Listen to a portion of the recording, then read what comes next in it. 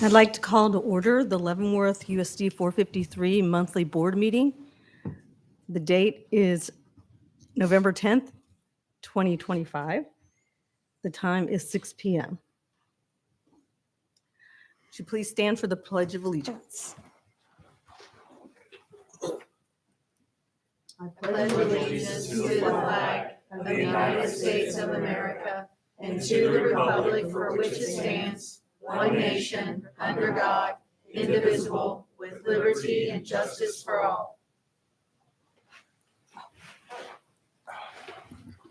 Oh, I'm sorry. I skipped the roll call. Here. All right, roll call. Ms. Murphy. Here. Ms. Wells. Here. Ms. Price. Here. Mr. Carney. Here. Ms. Wilson. Here. And Ms. Reed is absent.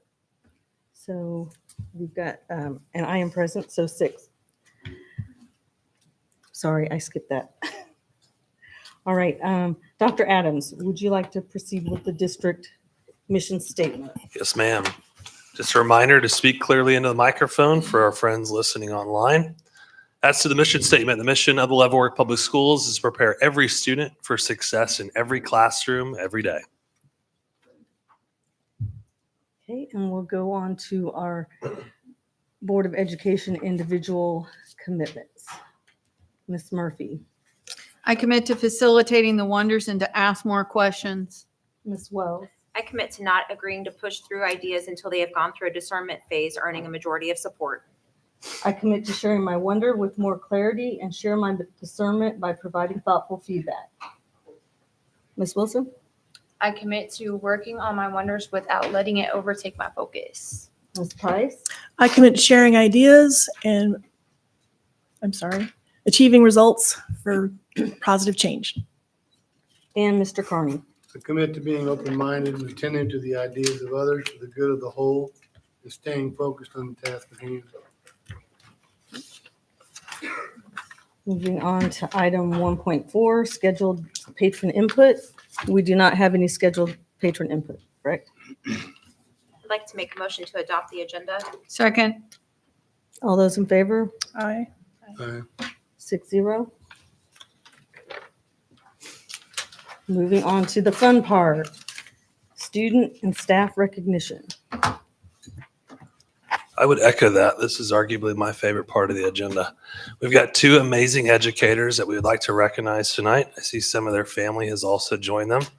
How awesome that is. Each year, each school district has the opportunity to nominate 2 for the Kansas Teacher of the Year district teachers. And it is our honor tonight to present to you 2 amazing educators, the first of which is our elementary nominee, and that is Miss Nicole Quinn Coleman of Lawson Early Learning Center.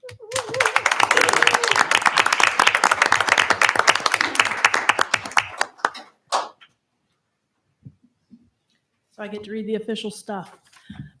This Leavenworth USD 453 2025 Certificate of Achievement is proudly presented to Nicole Quinn Coleman as Kansas Teacher of the Year District Finalist for the elementary level, signed by Mrs. Overby and Dr. Adams. Congratulations.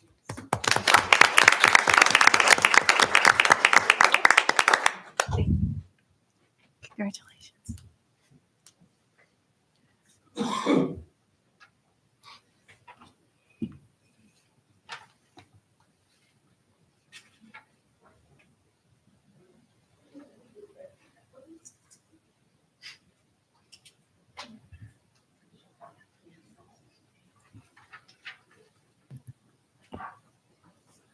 And our second nominee, she teaches at Leavenworth High School. It's our secondary nominee. That is Mrs. Annie Longberg.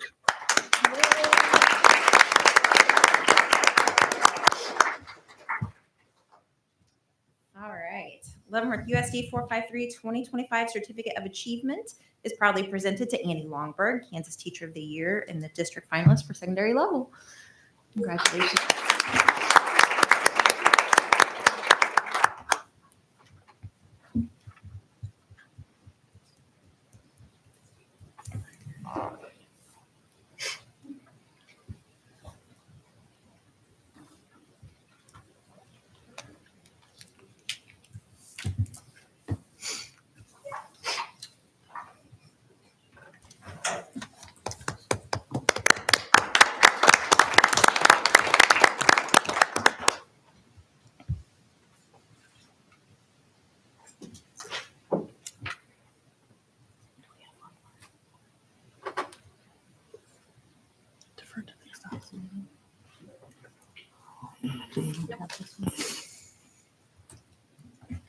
Amy Jo.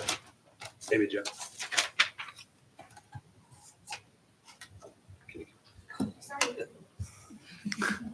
Up good for a minute.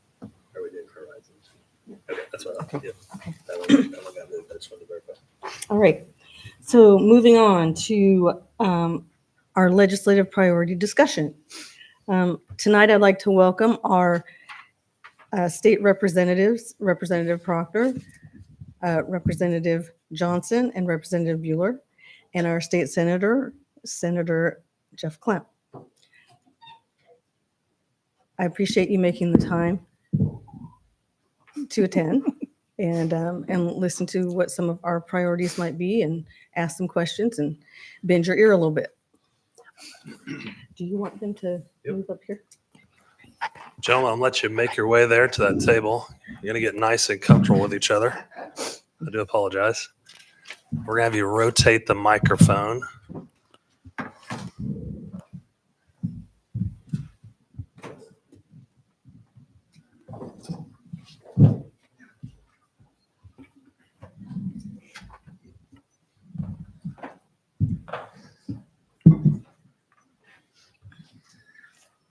Well, first, I just want to say thank you personally. It's a thankless job what you do in Topeka. I am confident that you get far more criticism than you get applause. So thank you for what you're doing for the folks of Leavenworth County as well as the state of Kansas. I do appreciate it. Tonight, my vision is really about a collaborative conversation with the local governing body here of these 7 and what you gentlemen are focused on, certainly in Topeka. We identified 5 topics and really meant for this to be kind of a round robin back and forth. Again, helping to identify what we're struggling with at the local level, but then how you see it at the broader level as you govern 285 districts. So in no particular order, the first one we had discussed was related to teacher licensure and specifically some of the barriers related to state statutes. So I'm just going to serve as the moderator. These are the folks that are really going to help inform you of what our challenges are at the local level and then how you might be able to help inform us of what you're focused on at the state level. Take it away. Do you want to do the licensure? Are we doing the contracting as part of the licensure? I'll let you do that. Okay, I have an issue. I have an issue that I was really not aware of until I got on the board. And it is, it has the potential of really messing up our budgets. Particularly, it's the rise of contract companies and contract teachers. This affects us especially in special education, where we have to provide services. That is the law. And when we are unable to find somebody to hire to provide particular services, we are having to go to contract companies. Well, as you know, from government work, contract companies, somebody's going to take a cut. And those contract teachers, and correct me if I'm wrong, if I'm not explaining this, but they cost our district more money than hiring a teacher directly for the district. And it's just something that I was not aware of until I got on the board, but it looks like it's a rising trend. And that has the potential to really affect our budgets because we don't have a choice about providing those services. And that's just my introduction, and you can. Can I ask you a question? So Karen, or do you know what the statute is? I mean, when I think of contract employees, I relate directly to the contract nurses at our state hospitals. It costs the state $45 million a year more than what it's budgeted for. So I can very much appreciate if that potential is there for the school district. Do you know what specific statute? Is this the one, teacher licensure barriers by statutes, or is there a statute on this one that we're referring to? I would say we're not currently looking at a statute that exists. Okay. To be clear, it's allowed what's happening. Okay. I think what Karen is after is what kind of prohibitive statute that doesn't exist that could be written. Does that make sense? Yeah, it does. Thanks for the clarification. Because I think that's a rising trend. And I know even just since I've been on the board, which isn't very long, we've had to go to that more and more. And like I said, I mean, these things are required by law, of course, and you have to provide those services. And if you're unable to do that, you've got to find them somewhere. And that costs us quite a bit more than So is it specifically special ed teachers? or- mostly, but I think last year, didn't we have Had a a Spanish teacher that we had to go to? I would say special contractor? ed dominates the majority of the FTE. Again, just due to that inability to staff those positions. But what we're seeing now is some that are cropping up in the way of just regular secondary positions. So I think last year we had both math and, if I recall, foreign language. One of the things I have heard about this also is that, so then these contract teachers, in not all circumstances are even in the building, that they're in fact being used online from these companies and from these universities. So in doing so, we're still paying a higher price, and the kids aren't getting the chance to see them. I know in Wyandotte County, which is part of my district down south, that has been the case in the largest of the districts. They simply can't get teachers in Kansas City, Kansas. And so they're utilizing their college level professors maybe, or instructors, but they're just online. And yet we're paying a higher price just to get that in. And that is a concern for me. Do you want to speak to licensure? My issue is that it's just that being a military community, I'm sorry, Yeah. Senator Clem. So you're advocating for some legislation that may prohibit, or some type of language that may help with that, where we don't have to go and utilize contractors. Is that what I'm hearing here? That would maybe be my preference, Sure. because that does, I think it's growing, and I don't know if we're, if we're going to go. I mean, there are incentives. There's incentives to grow that, and there's definitely incentives for employees to go that route. But it has the potential of the cost gets higher and higher and higher and higher for the local school district. Superintendent, have you looked at any state legislation in other states that may be something we could take a look at? I have not, Okay. to be clear, Yeah. but I would echo what she's saying. I think absent any guardrails, you're going to continue to see this grow exponentially. And today you're not able to go look at work experience for someone to come in and backfill, right? It has to be I think we had some conversation about that in past legislative cycles. Correct? It's before my time, but it seems like that might have been a good idea. Yep, All right. I would agree.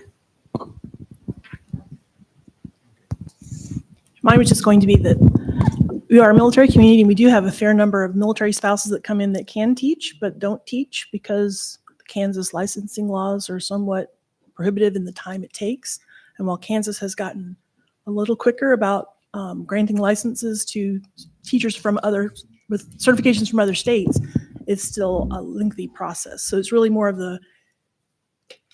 can we get more oomph from the legislature to push KSDE to continue streamlining and shortening the process so that we don't have to wait so long for folks to get licenses, even though they're licensed in other states. Yeah, so the first year I was in the legislature, we passed House Bill 2066, which was supposed to allow any individual, any professional with any certification to carry that certification from out of state into state if they were a military spouse or military. And it has been regulated out of existence by the administration. And so I am 100% open to somebody, if they're teaching across the river in Missouri and they come over here, they should be able to go right to teaching. And so that's something that we've been screaming about in the legislature ever since we passed that law. I could tell horror stories but I get the call because the spouses on the installation are my constituents, and they come over here thinking they're going to go right to work because they see the website says they can carry it, and they spend half of their time at CGSC just trying to get their license over. So I absolutely concur with that, and that's something we can clean up that'll help address this issue, I think. It would be much appreciated. And I would concur with that. I'm on the Veterans and Military Committee, and this has come up for 2 years. And we were thinking that we had it kind of covered. I think we've made some progress, like Representative Proctor said, but what I find is maybe a Department of Education licensing department has been part of the issue.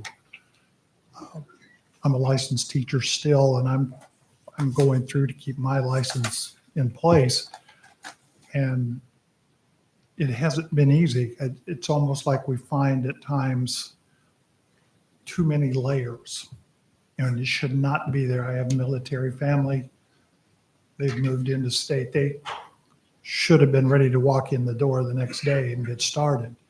And yet about the only thing they've been left with was emergency sublicense. And that's not what we need when we have. Yeah, that's not what we intended. I guarantee you, well, up until Friday, I was very hopeful that the Veterans Committee would be able to take this issue up, all of the, not just teaching, but we've kind of hit a hiccup on Friday, and we've lost a couple chairmen, and as of today, I'm not sure where we're going to stand on some of that legislation being able to come forward, and I'm sorry. And I think that's an issue we need to ask our state leadership, because those are valid. Thank you. So this might be a question for Pat, or so the law that was passed in 2021, is it 2066? Was that a multi-state licensing compact, or was it just so the second part of that is the state of Kansas. I know there's I think 20 multi-state licensing compacts. Kansas is in 14 of them. So I don't know if this is one of those, or if we need to do something different, or if in fact it's not. Is there a multi-state license or compact that we could roll into?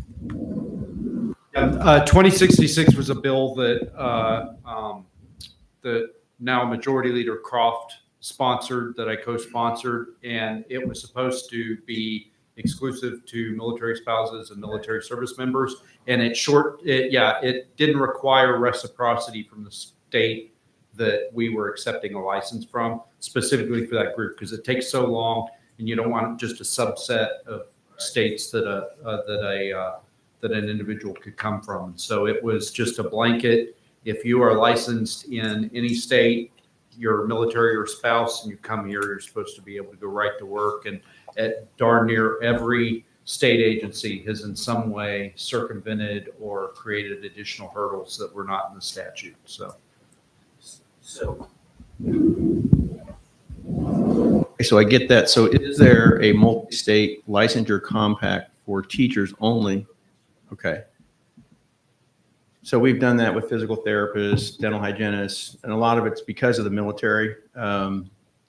That may be a question, if you guys don't know, of KLRD or somebody that could say, is there a multi-state teacher licensure compact that we could join? Food for thought. There is, I believe. I'm looking for our HR team specifically for the military, correct? Yep. Okay. So we can do a little digging on that. I don't know if that would be, if the Veterans Committee would want to do that. We're on the cuff here. It's like an audible. Understand. Well, I can guarantee you, members of the committee, I've not, as of today, as of the peak of the day, things are getting reorganized, Okay. because I could have answered that last week, Okay. but I can't today. All right. Anything else on that topic? I just appreciate any assistance, just so we can get our teachers, good teachers into our classrooms. All of our kids deserve good teachers. All right, the next one, just for context, we recognize that the school funding formula has a sunset July 1 or June 30th, I should say, of 2027. But within the context of that is the transportation aid formula that is specifically probably hindering small districts like ours, small geographic districts, what I've affectionately called micropolitans, where you are really small geographically, thereby meaning most of your students do not qualify under that 2.5 mile radius. For context for our viewers, we have about 3,100 students, and only about 700 of them qualify this year, meaning the vast majority of our students do not qualify for service, many of whom are in that 2 mile to 2.4 band. I think there was wanting to be a conversation about what that would look like to maybe change for districts like us and the impact it's having on our ability to provide transportation services. So do you have a statute on this one, by any chance? Not off the top of my head, I'm sorry. I know it's 2.5 miles, but I'm just trying to make it easy for me, for us. I don't. So does KSB or KPA or anybody, do they have a model policy or like a recommendation on what that would look like? I have not seen one yet. No. Okay. Yeah. When we get up there, I hunt down the folks from those organizations, but I'm sure they've got a suggestion. Sure. Yeah. And I think the other one that goes with that has been for our CTE transportation. That money was originally appropriated, and then it was cut back at the governor's level. Sure. And I was very disappointed because in Wyandotte County, that is a critical component for getting our kids from our high schools. And of course, Leavenworth and Lansing are all part of the KCK CTE program, which I think is just tremendous. And I know I'm very thankful we're getting a campus up here, but that got cut back. And that impacts our inner city kids. And I would guess probably here the same way in Leavenworth. If you don't have those little minibuses to get those kids over there, a lot of those kids are not going to have transportation. Yes, sir. They're not the suburban kids that have their car that daddy got them. The transportation issue comes up every year in our needs assessment. It is a huge issue for our district. And right now, with the current formula, and it's kind of an unsolvable problem because we can't provide it and our students' families can't pay for it. So, but it comes up all the time. It affects our attendance. So So- who provides the busing here? You guys contract with Easton Easton. Bus Company? Yes. Okay. Because a related issue is they can't hang on to CDLs. As soon as they get somebody a CDL, they go get a job paying more money. And so I think, from the transportation committee perspective, we've been trying for years to find the holes in the federal CDL program where we can get exceptions or get people, trained cheaper so that they have more people, which lowers the cost, which maybe allows you to, out of your existing budget, it becomes more affordable out of your existing budget. So that's the direction I've been taking on it, because every year we come here, we have this conversation about the busing, and I hear it a lot from constituents as well. And I think that lowering the cost to bus would be a huge help too.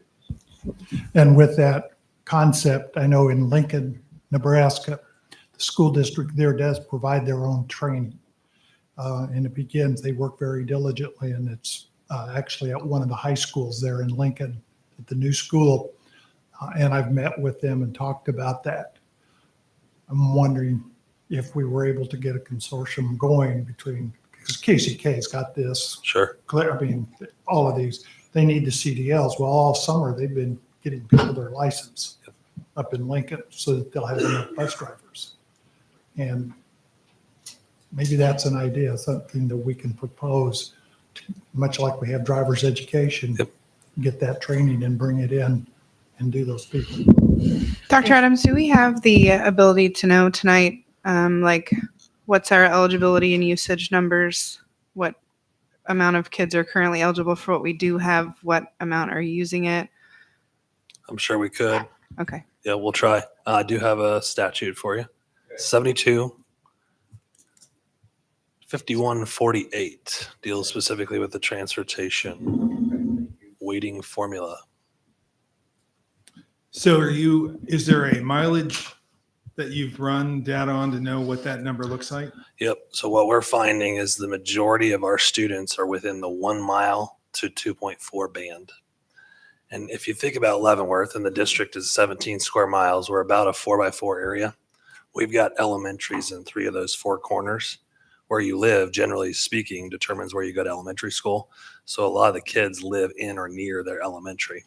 We then have our middle school and our high school, essentially the heart of town. And so it's very easy to live within that band of 1 mile to 2.4. My opinion is if you could get it down closer to a mile, that is more of an appropriate walking distance for a child. Is there any determination what is appropriate? What's that? Is there a number that is appropriate that the state education has identified? Oh, no, I've not heard that. No.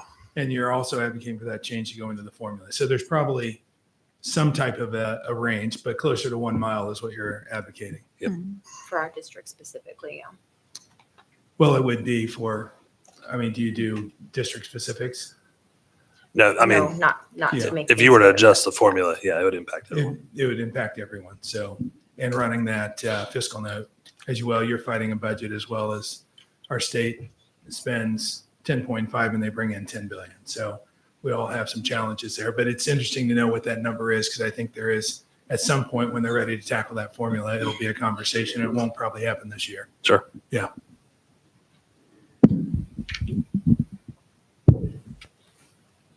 Anything else on that one? Anyone? I make no promises for tonight, but we do have that data because we've been interested in where are the kids relative to their attendance center, right? And in my mind, I don't think we need to drop transportation to half a mile. I'm okay with asking children to walk half a mile. I really am. But I think there needs to be an appropriate threshold that we set it at. And so that's how we had initially established 1 mile. Good with that? Okay. The third one was specific to special education funding. Again, knowing full well that this is being examined currently by the Education Task Force. And again, just for context for everybody listening, what we have seen is more and more of our local dollars from the general fund having to be taken as a result of the expenses that are mandatory for those services. And so that demand transfer on either the general fund or the LOB is taking away from the general operations of the rest of the district. So again, open up the floor, but I would say that there has been a shared concern about what that has done to our budget operationally.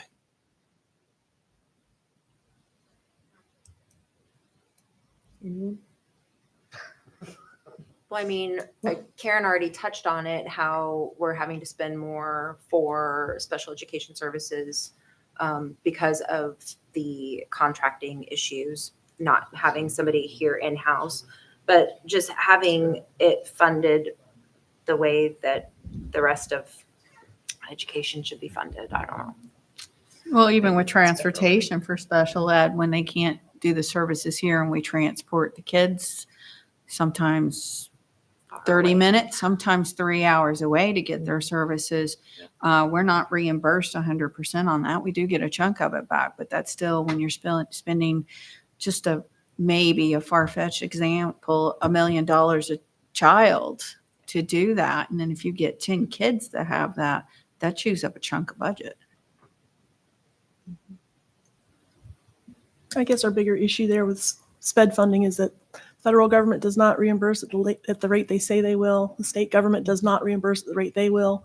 And for us, I think that ended up being over $3 million last year out of our general to cover SPED funding. So it affects all of our kids when we can't get the right reimbursements back that have been told that we'll be receiving. It's just a challenge across the board.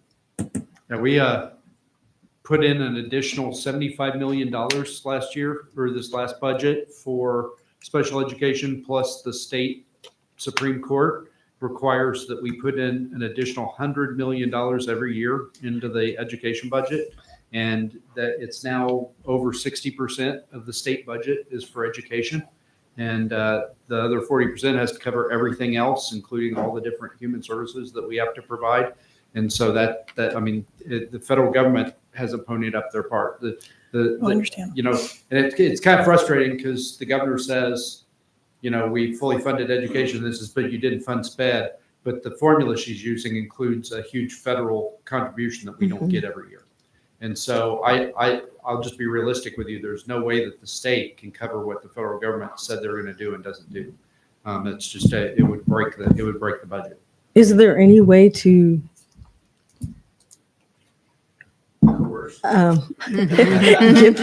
get the federal government because it all it just all rolls down. I was talking to President Trump the other day, and I'm just saying, because my understanding just from the presentation that I listened to just last week was they're funding at about 9%.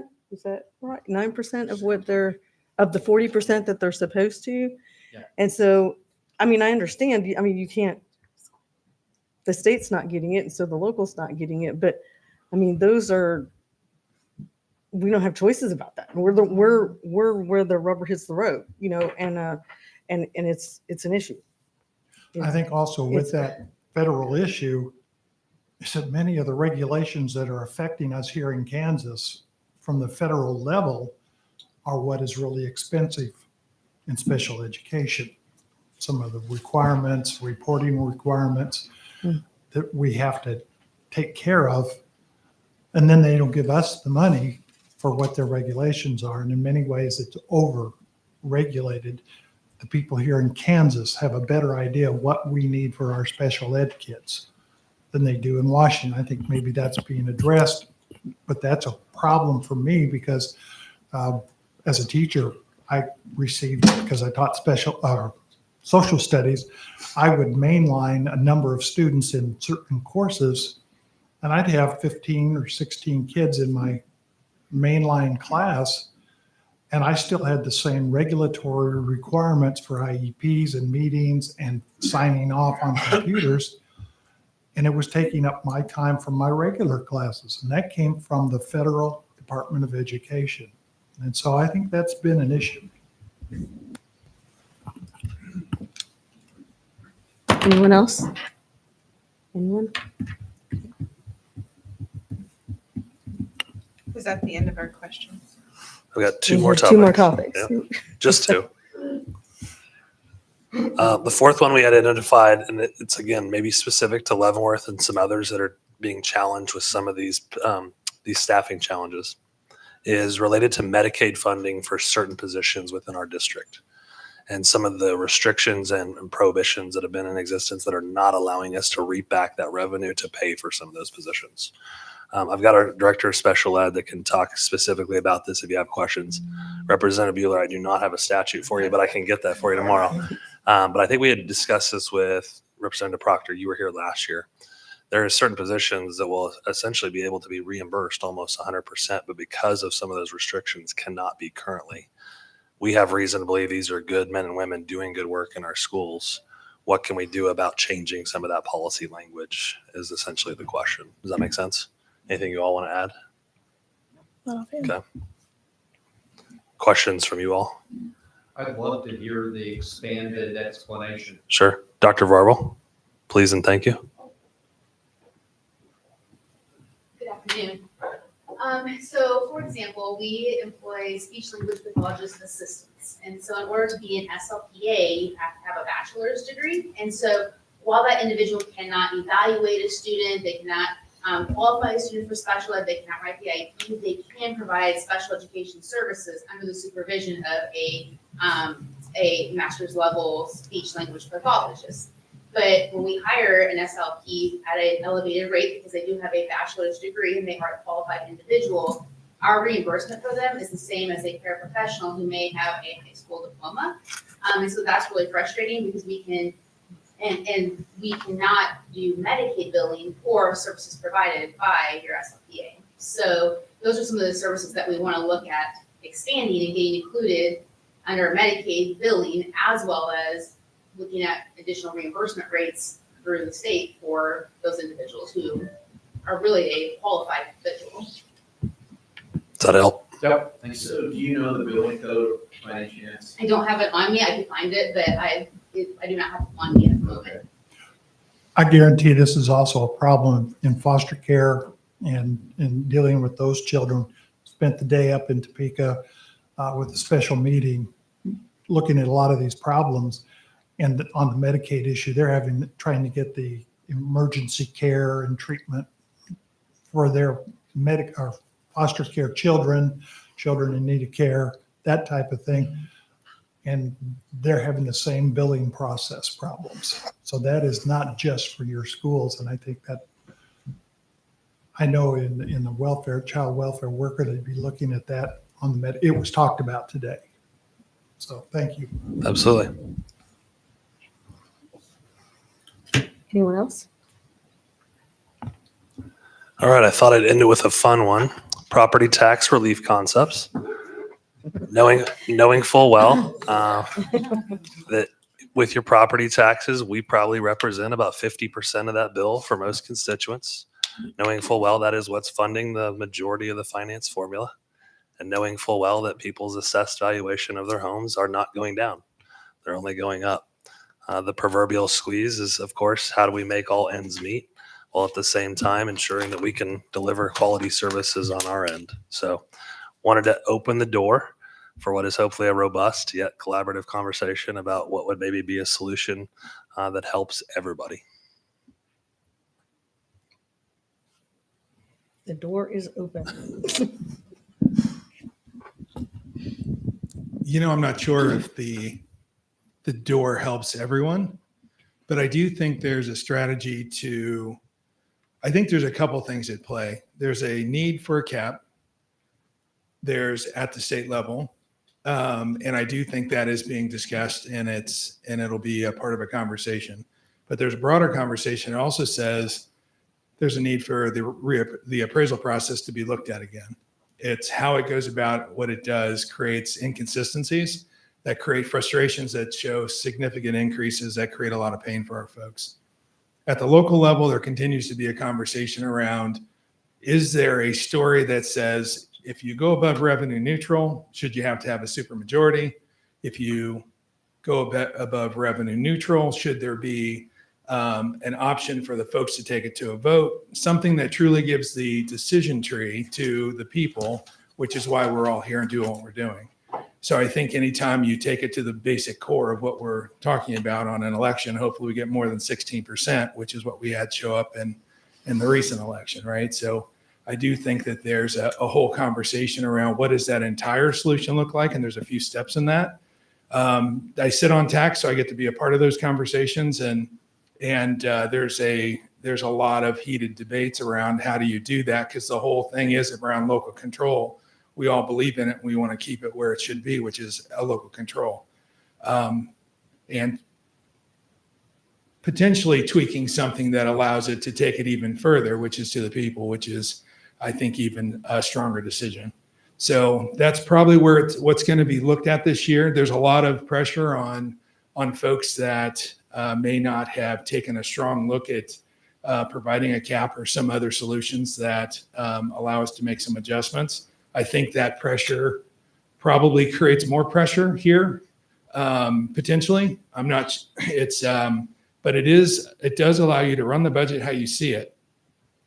And then sitting on commerce, I think for us, it's how do we expand that base, that business base, to allow more property taxes to come in. And I would say for our community here, there's some significant things that may help broaden that base that are coming, that we've worked very diligently on. And I would assume a lot of that as early as this week will be discussed. So I do think that also is, you can have this conversation, but how do you expand the base and how do you create more tax revenue that's realistic? Because I don't think raising taxes on folks, continuing to raise it on more than we already are, is a recipe for success. And I don't think we'll tax ourselves out of this one. I think it's going to result in strong decisions and potentially some challenging decisions. So I'll pass it down. So this has been one of the most frustrating problems that I've had in my time in the legislature. The state is now completely out of the property tax business. We just gave away our last 1.5 mil. So we have zero control over what people pay in property taxes. The 20 mills that are still on the books for the state go straight to you guys. We don't, it's a pass through. We don't control that. And so I think everybody, I'm pretty sure everybody at this table voted for the valuation cap, but I sympathize with my colleagues that didn't vote for it, because that's only half of the formula. Because even if we cap the valuation increase, that doesn't do anything about the mill levy increase or the mill levy. And so at the end of the day, I think that the key point, I agree with everything you said, but the key point to me is accountability. If the student population at the school district goes down every year, but the budget goes up, That's tough for me to explain to constituents. It's tough for me to understand. But if there's not accountability when those decisions are made, then it's not going to stop. We had, what was it, 13%? What was the turnout this time?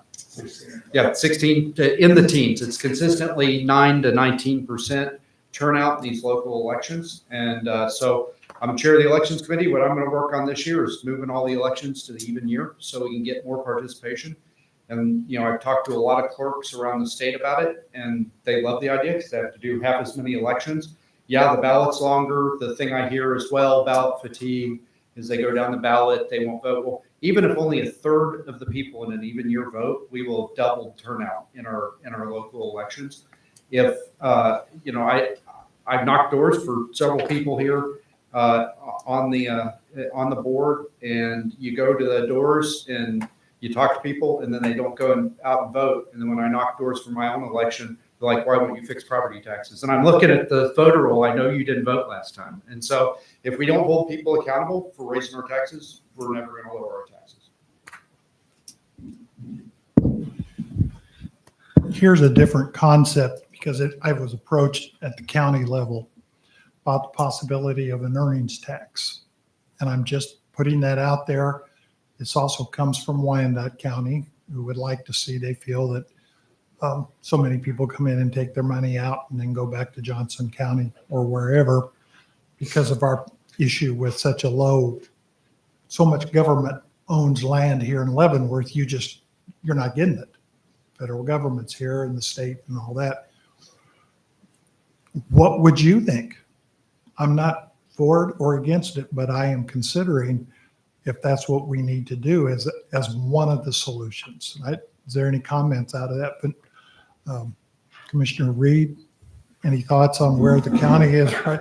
No, I've talked to, my predecessor, Commissioner Dove, and some people. Does it work?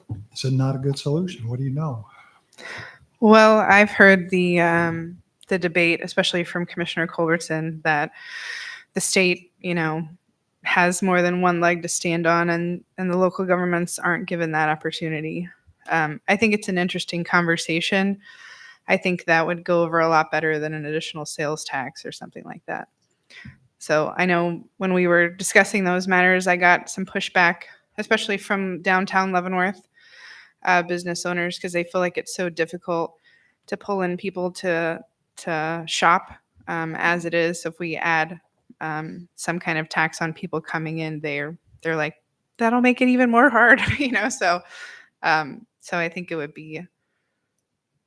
I would like to see what it looked like. I know whenever we talk about the government taking tax in whatever form it is, it's obviously going to be unpopular.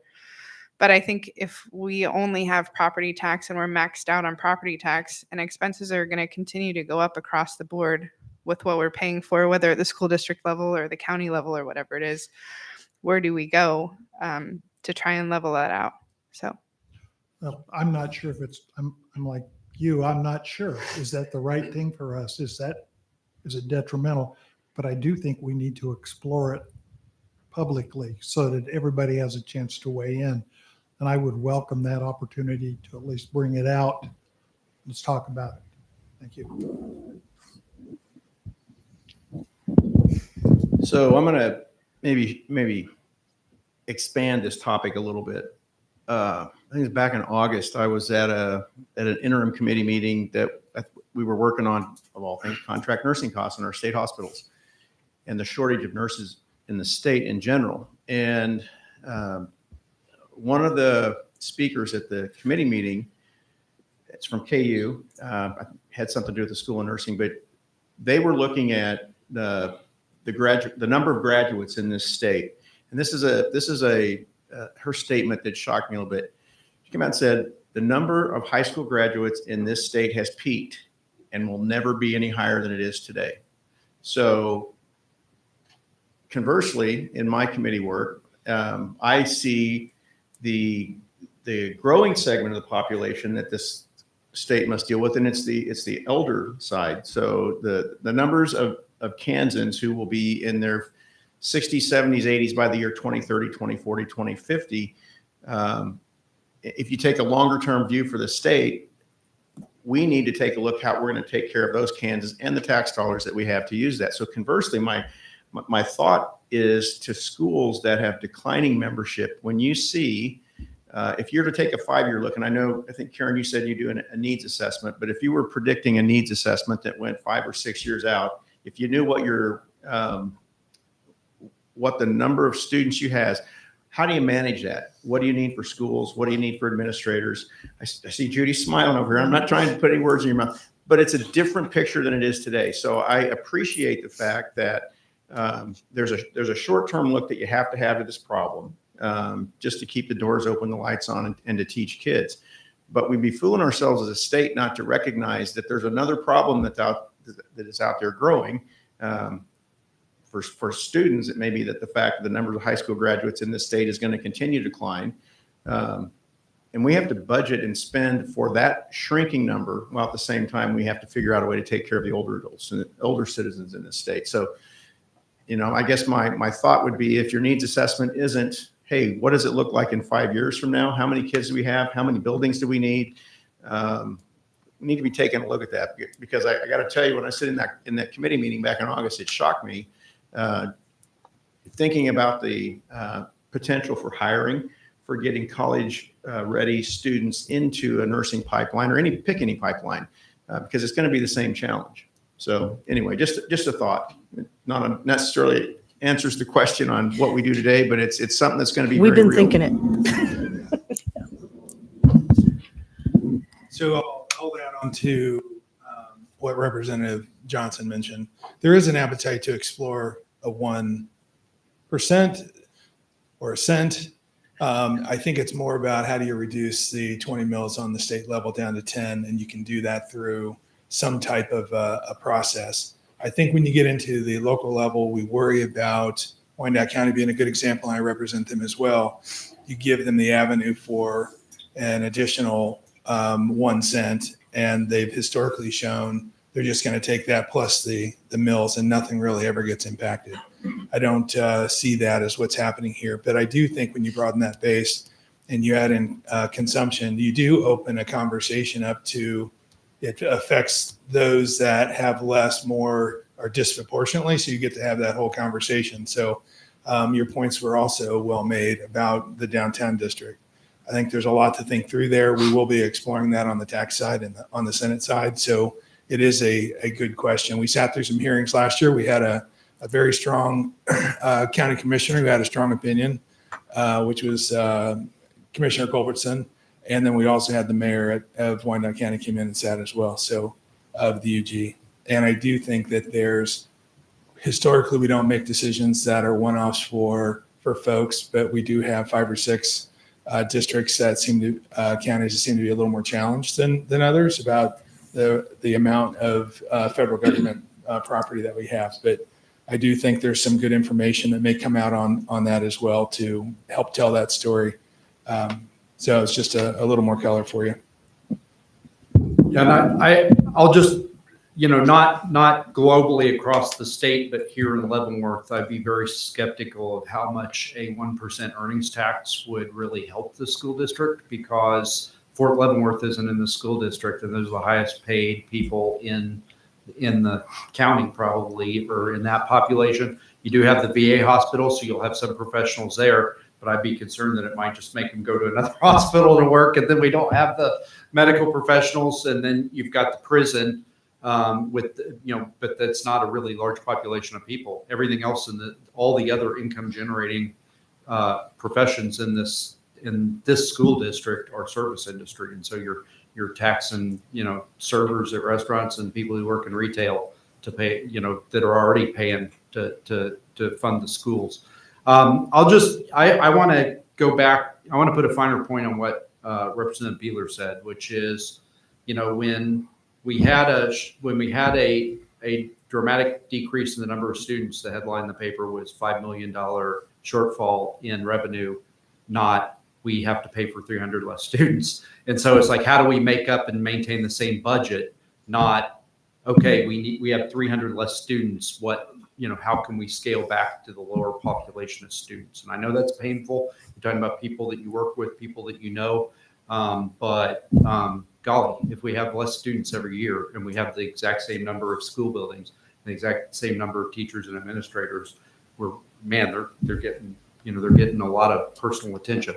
So I think that, and I right now I'm going across the state. I'm seeing, communities that are a lot smaller than ours, and where you started a lot closer to our size and have had to wrestle with these problems. And, it's painful to do. But you've got to scale the service that you're providing to students and parents to the number of students and parents you have. I just want to make a point about, I don't think you can simplify the fact that if you have less students, you shouldn't have the same money, because the expenses we have in insurance, utilities and things like that, they're astronomical, and they go up, I think, exponentially now. I know our life insurance or liability insurance has.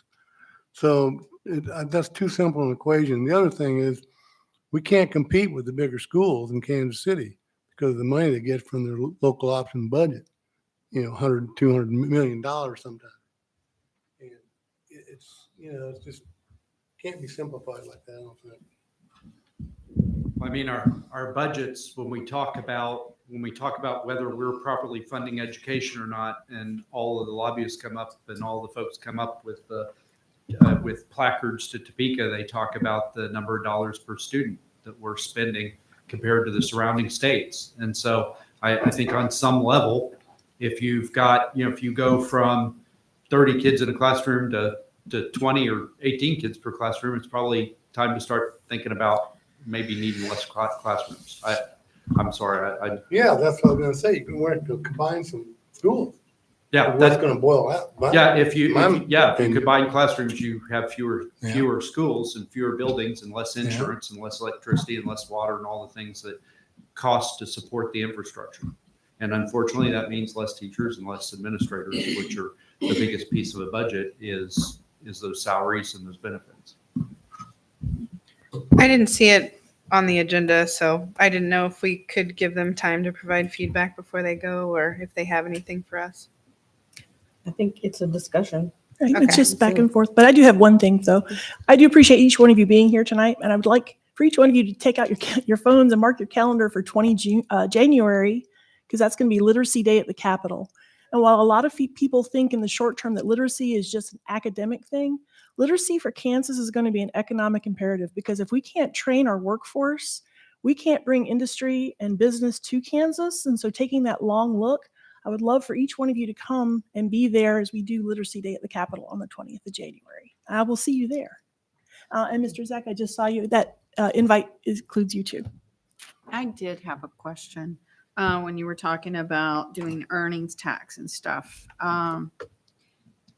Do we know if you put a toll on a bridge, is that only going to pay for roads, or can you put a toll on bridge to pay for educational needs?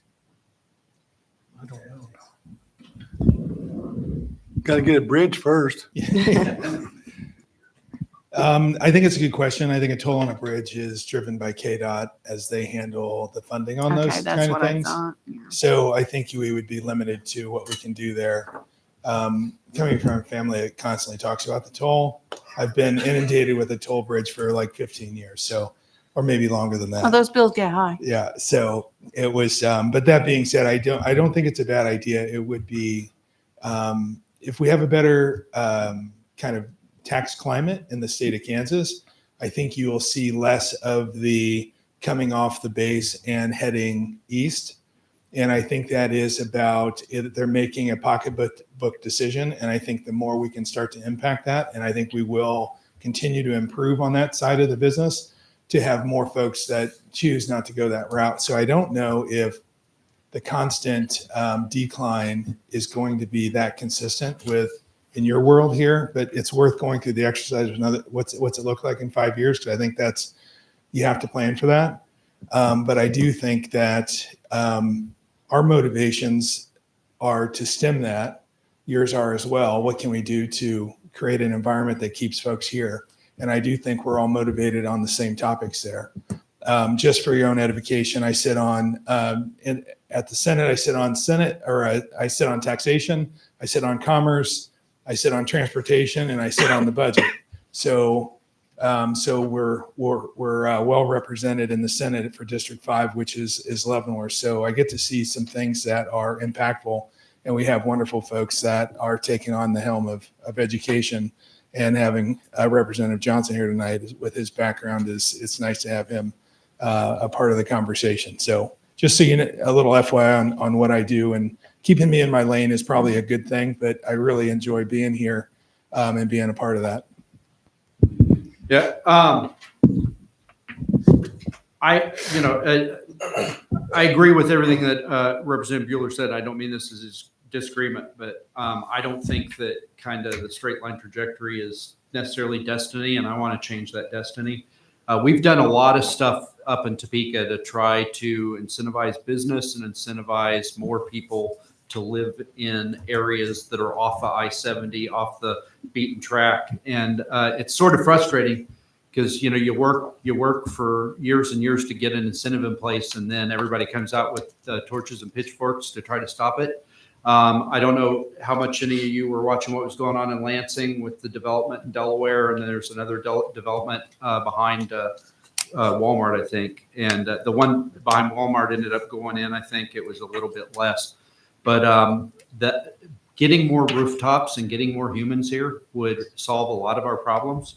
And so I know that there are developers that are looking at RHID projects here in Leavenworth. I hope that you will look favorably on those. I was frankly stunned by the opposition to RHID in Lansing. I mean, they had done a whole housing study where they said they needed 400 more houses. And then here comes a developer willing to invest $20 million out of pocket, and they drove him off.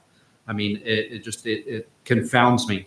And so it's kind of, since I've got the mic here, it's kind of the property tax analogy to the STAR bond, right? The STAR bond, we're going to develop something that isn't there, and then we're going to use sales tax that we're not currently getting to pay back the investment. Well, this is property taxes that we're not currently getting because it's just an open field. We're going to transform it into homes, and then we're going to use that to pay off the investment. And then we've got people, who are paying, that are, spending their paychecks here in town, and once the RHID period's over. And so I hope, I probably will not be sitting in this chair when the next RHID comes down the pike, but I hope that when developers do come to Leavenworth wanting to put more rooftops here, you'll look favorably on that, because that's a long-term solution to our problem here. Is not, how to, I don't want to be managing how we lose students and we have less schools and we have less families. I want to be managing, oh my God, we got to build another school because we've got so many darn kids here and we got so many new families moving into the area.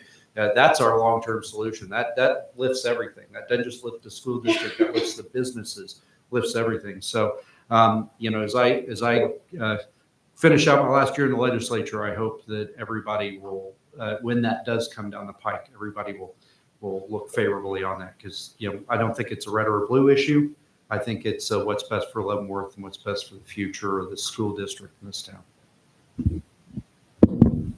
My final comments, I joked a little bit with everybody. I wore the Baser Linwood ball cap in here as a tribute to what's going to happen. Dangerous. Yeah, I know. But I want to compliment the Leavenworth High School sports program. What they have done. I watched that first game of the year, and that was close, a lot closer than people realize, and I think it's up for grabs. But it says a lot for our conference. United Conference now is becoming a very strong. Leavenworth and Baser Linwood are both top quality 5A teams, legitimate. My only regret will probably be the winner Friday night. It's going to have to go against a private school that gets to recruit. And I still just seethe every time I hear that. And I'm sorry, but it's going to be a wonderful game Friday night. And I'm so proud of both teams. And the second thing is, your superintendent has probably been the most communicative of anyone I've worked with in the last 5 years. He'll sit and watch me on committee meetings, K through 12, and I'm able to check with him on things that you need. And that's a compliment to your choices for leadership. So, sir, you do a good job here. Thank you. So Tim took my comments about the Leavenworth football team, so thanks for saying that. That's awesome. I guess I'll make a comment back to Pat. I'm going to try to be a little levity here. So we need to figure out how families need to have more kids, because there is a declining number of kids per family. I know how it happens, but they need to have more than 1 point whatever they're having. It's got to be a positive thing. The last thing I would leave you with is I probably wasn't as good at this as my first year. I've gotten better each of the last few years, but I would say each of us put a lens on for the communities and the people that we represent. And we sit on different committees. And so issues will come up, and I will always try to put on my Leavenworth or Lansing hat. I'm on appropriations, so I chair the Social Services Budget Committee, and 35% of Kansas state spending goes through that budget. And so I do very much try to represent this community. And if I do see an issue, whether if it's law enforcement, I can reach out to Pat Kitchens or Steve in Lansing. But if there is an education issue that we need maybe your insight on, please feel free to email us. I think I know one county commissioner and someone else at the courthouse that is notorious for beating down the email door for, hey, you need to think about this from the county's perspective or something. But I would just say that door is open. Because we do in fact try to conscientiously do that. But if we miss something, or if there's a bill that we see, hey, is there a Leavenworth perspective? We do try to take that into account, and that is always open. So just food for thought. And thank you for having us here. This has been great. Any other comments, questions, discussion?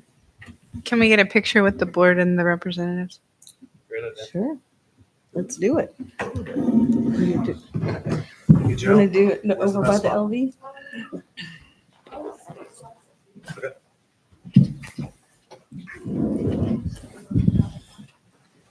So, no Bobcat hat.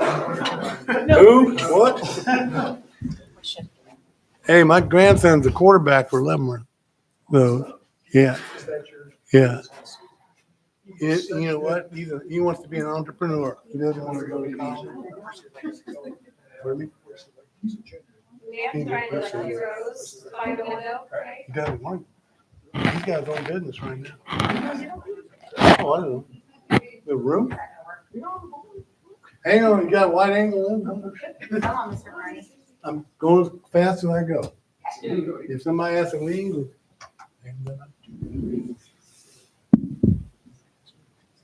Up here.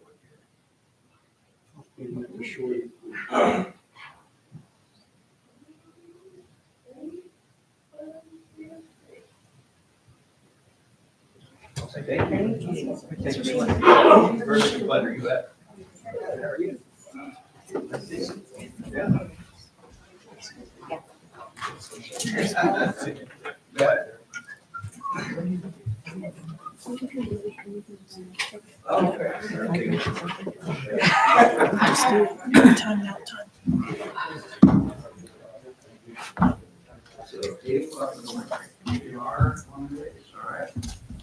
Safe travels, gentlemen. Thank you so much. Drive safely. All right, we've got a request. We're going to take a 5-minute bio break. So we are going to return at 7:09.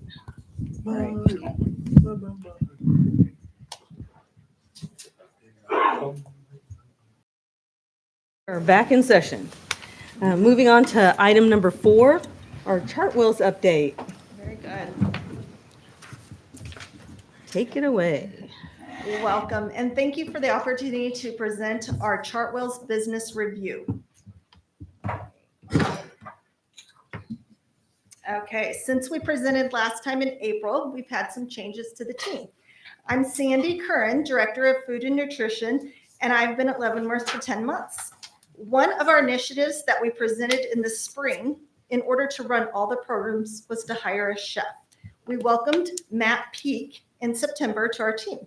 Matt brings with him over 10 years of experience managing school food service and kitchens. He was also a culinary instructor for kids, teaching food and nutrition classes to Head Start. You can also see some new faces in our regional leadership. We have moved from the South Division to the North Division and have a new support team. I will let Amy make those introductions. Hi, I believe I met most of you. Mike, I didn't get to meet you, so I'll meet you later. Amy Kerrigan with Chartwells. I've been with Compass for 10 years and Chartwells for 8. I'm based out of the Chicago market. You probably can tell I'm not from Chicago. I'm from Nashville, Tennessee, so that's where the twang comes from. But super excited to work with all of you and to your wonderful team and continue the great partnership that you all have developed. Below here, we have 4, including myself, regional support. Brandon McCarthy will actually be in district in 2 weeks, working with Matt and Sandy. And then Haley will most likely follow that up later in the year, as well as Amy LaFranc, who handles marketing. Any questions for me? Or okay. Okay, so tonight we're going to go through some highlights for the beginning of the school year, August to ongoing. We're going to talk about celebrating fun days with our promotions. We're going to talk about student engagement with our Discovery Kitchens and advisory committees, community engagement with our chamber and board events, and lastly, associate engagement. So you can find out what is happening in our monthly newsletters published at the end of each month. I have copies at each boardroom dinner, and as well, the principals send this out, and we're working on getting a link to the child nutrition page. You can also see our marketing calendars that are available to understand what we have going on. And we've had a number of promotions and fun days so far this year. The favorites are always when we can incorporate fresh seasonal fruits and vegetables into our menu. For example, you can see in the pictures Watermelon Day and Apple Crunch Day. We also celebrated the fact that September was National Fruits and Vegetables Month. Fruits and vegetables give your brain the fuel it needs to focus, learn, and grow. We've increased our offerings at all schools this year for fruits, vegetables, and prepared seasonal salads. This fall, students enjoyed some new taste with the Dip into Flavor promotion. It was a limited time cafeteria promotion inspired by trending TikTok flavors.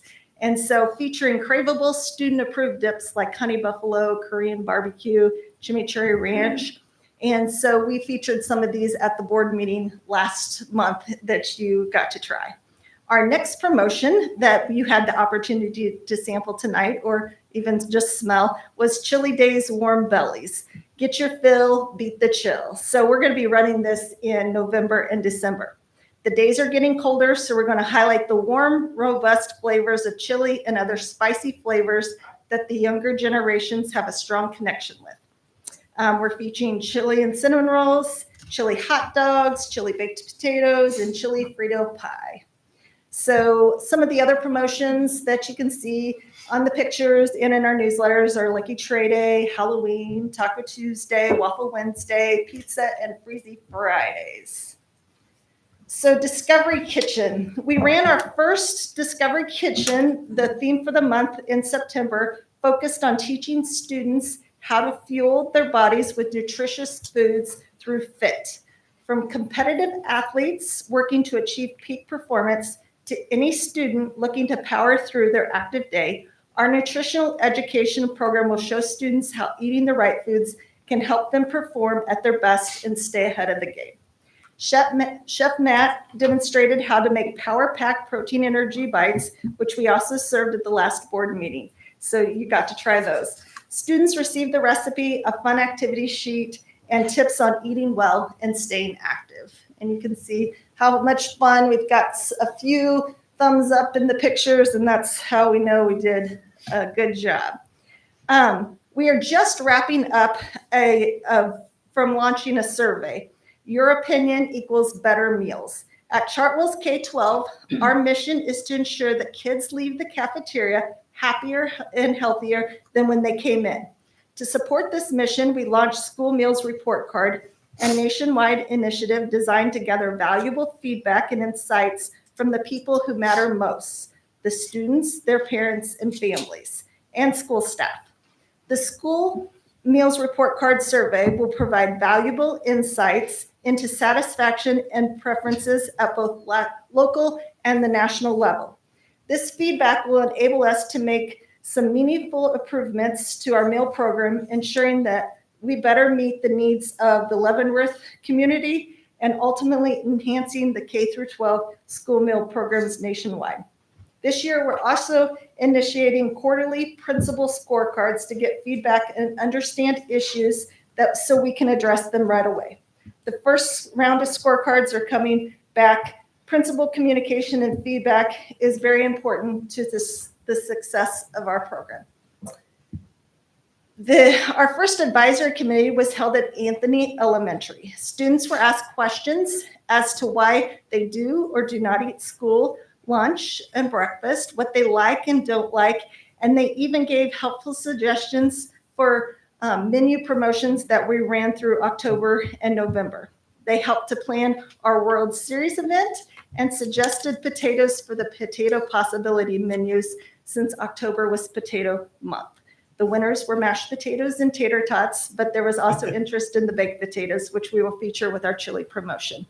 We are excited to grow advisory committees at all schools.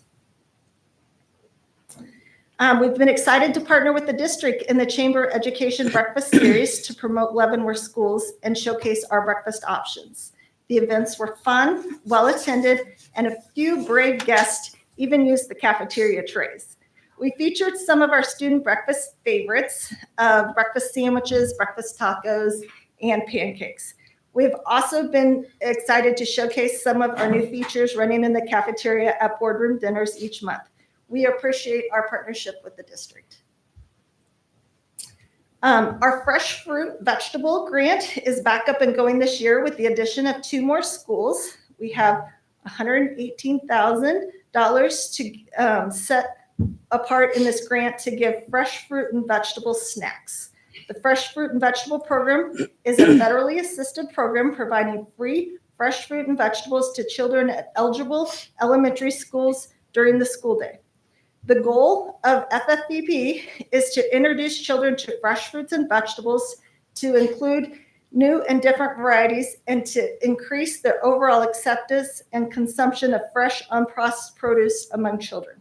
The FFVP also encourages healthier school environments by promoting nutrition education. You can see some of the pictures of our staff getting the product out of the kitchen, bagging it up onto carts, and some of our youngest students at Lawson enjoying the FFVP snack. The next few slides will look at meal counts and participation so far this school year. This slide focuses on breakfast meals compared to last year. We looked at September, October 2024 and September, October 2025.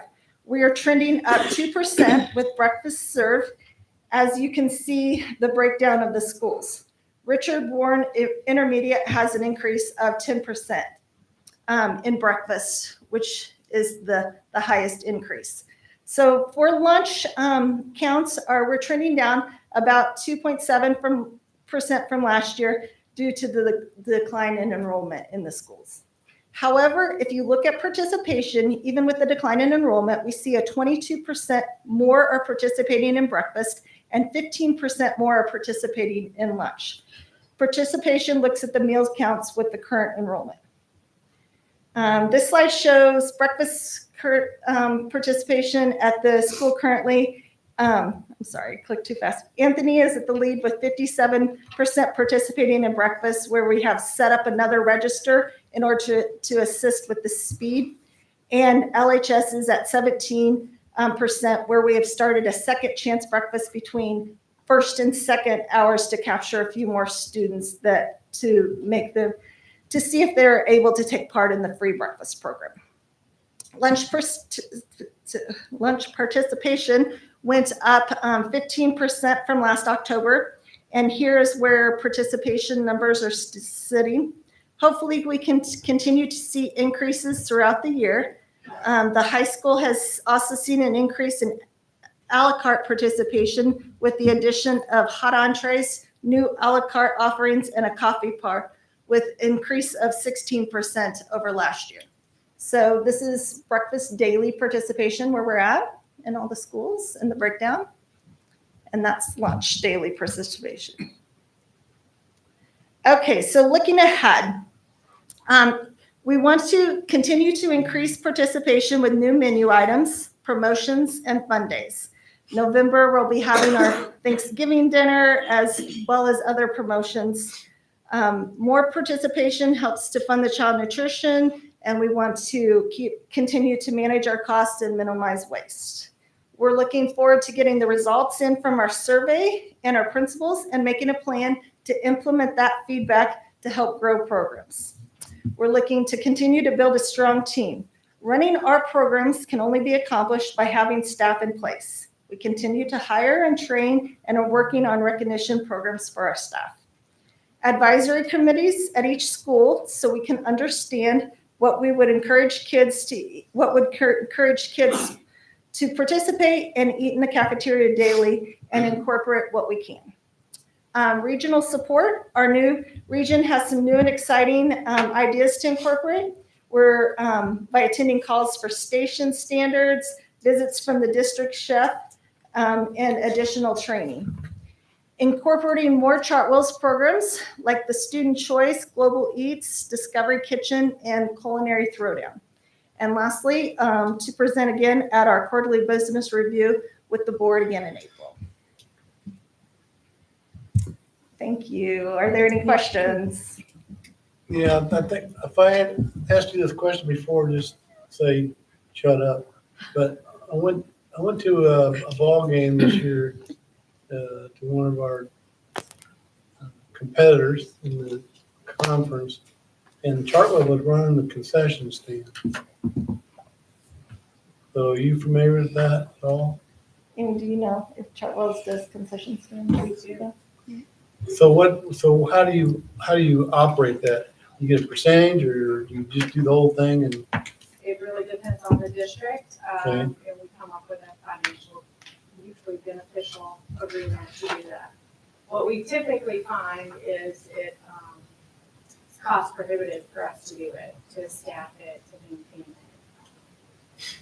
It doesn't generate the type of revenue that needs to cover the but staff. because of paying the help? Okay. Doesn't mean it can't be done. You could use volunteers, you could donate a portion of the money raised to certain athletic groups, etc.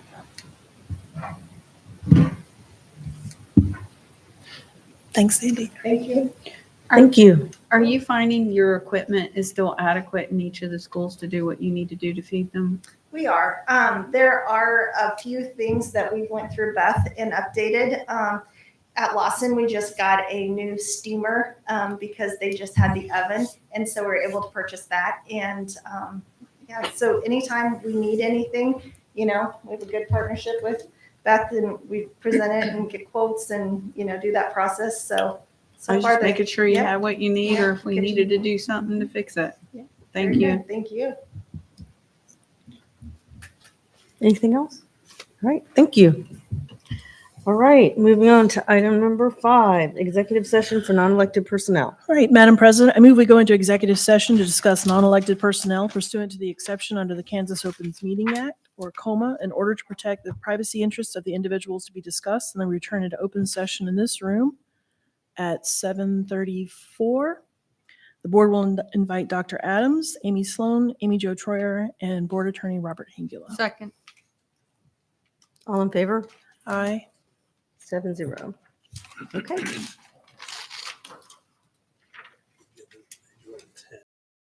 Madam President, I'd like to make a motion to approve the staffing report as it was read to us.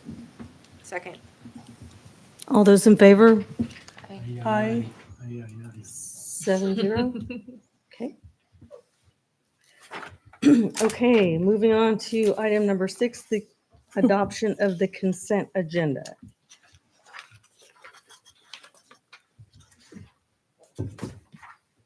I would like to pull an item. Item 6.9, the consideration of the rooftop units. Mine has been corrected, so I don't need to pull one. Okay. So is that the only one? That's the only one. 6.9, okay. So that becomes item 7.1. So the motion to approve the consent agenda, I move that we approve the consent agenda as provided, as amended. Second. All those in favor? Aye. 7-0. Okay, so now we're going to 7.1, items removed. So I guess that's me. That'd be you. I wanted to pull this just in the interest of transparency, because we've got quite a difference between the estimated cost and the cost of this project with the units. And I'm going to assume is that this is the same company that we used over the summer to do the first 8. Is that correct? Yes. Okay. So it is the same company. I think there's 3 reasons the cost is higher and a little off. The first one is that there was an increase in the cost from last year. Said around 10%. The other 2 reasons are we targeted 8 units and they're spread around the building. So they are going to require the crane to set up in 2 different places. So there's an additional cost with that. And then the third one, I've got to take a little bit of responsibility for it. We based the estimate off of the very last project, which was over the summer, and it was about $34,000 per unit. We did 6 units. They were all the same model.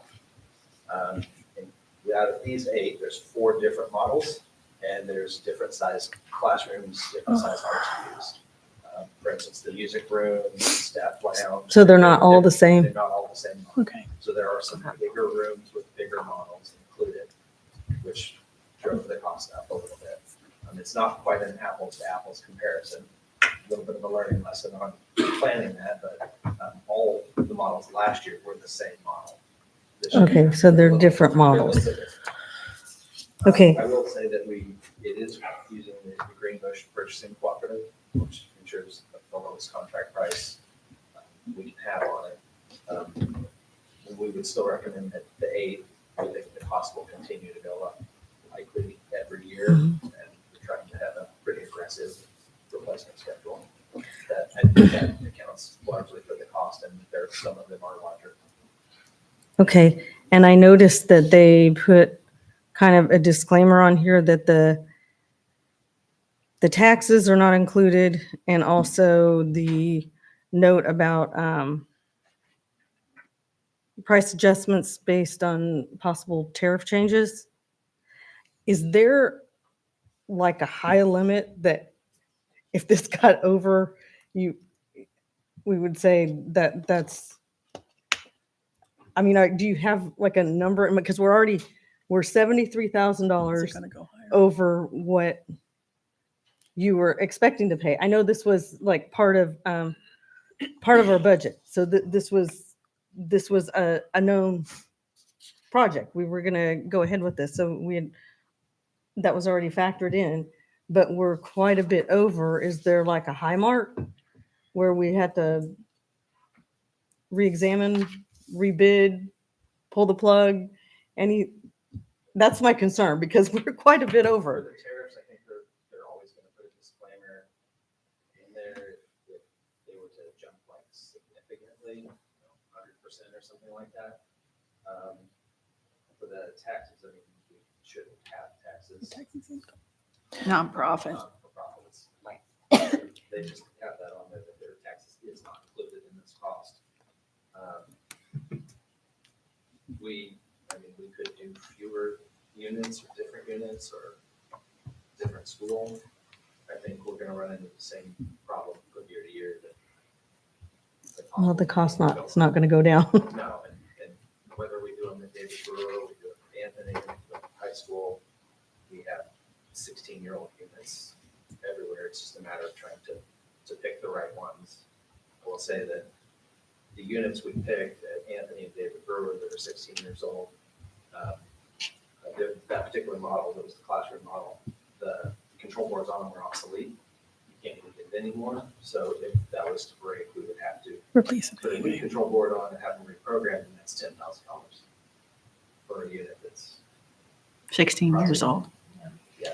So if I'm understanding, the overage is basically from inflation, higher costs, and that they're not uniform units as we did last summer And multiple locations, so those in require. multiple locations. Okay. For different models across the different units, so a couple of them are larger.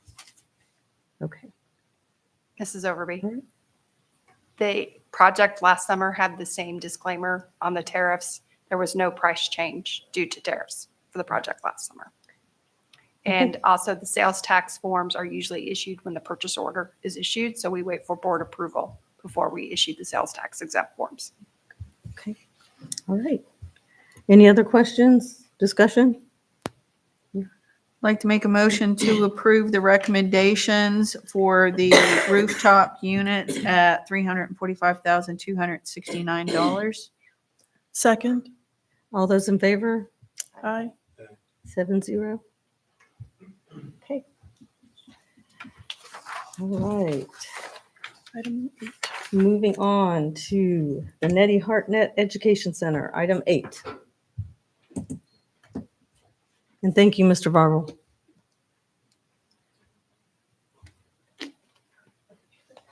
So we have done a little bit of research. The board had mentioned with the property at Nettie Hartnett that there would be some interest in maybe replatting that property to keep a portion of it for potential future use for site for the Quest 1821 program.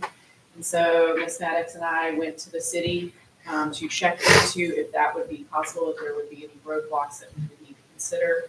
They gave a verbal blessing and said, gave some things that we needed to think about, but verbally gave us a blessing that if we wanted to do that, we could do that. So tonight we would be looking to you to see if you would have interest in going to replatting that to keep that section of property. Do we still have the blueprint of kids? Yes. I I have. was gonna say, I think we need to retain our flexibility. So I would say if we can, if that is possible. Is there additional cost to replat that? Yes. Do you remember what Mr. Aaron said? $5,000? 5,000? That's. I think it'd be worth doing that. I'm just trying to figure out, so this is the portion that is by Nettie Hartnett. We're selling the building and trying to keep that corner property to potentially build a house later for, that we've been talking about. I think it was being talked about before I got on. It just does not seem reasonable to me, especially with the location. Like, if we're not going to have school there anymore and the kids aren't going to be housed on that lot anymore, transporting kids back and forth to this. I mean, we couldn't even build a ROTC building for an active program at the high school. I just don't really see the district thinking this makes sense in the future to build a standalone house that's several miles from the kids, especially if we're going to keep them at the Warren campus. That's nowhere close to this site. And then, once the property's listed, you can't go back. So then the district would be stuck maintaining this, mowing and such like that year after year for absolutely no reason. And then also, you're going to have a hard time selling this lot later because it's just going to be odd. So those are my 2 cents. So for those of you that weren't on the board previously, we have a little bit of information that you don't have is the original plan was to build a universally designed home, that if the district at any point decided they did not want that home, they would be able to sell that home to a buyer, and a buyer would be able to move in right away. If we replatted, the district's belief is we would keep that piece of property in the event that we decided we didn't want to move forward with using it for district purposes. You would have a lot to sell for somebody to build a home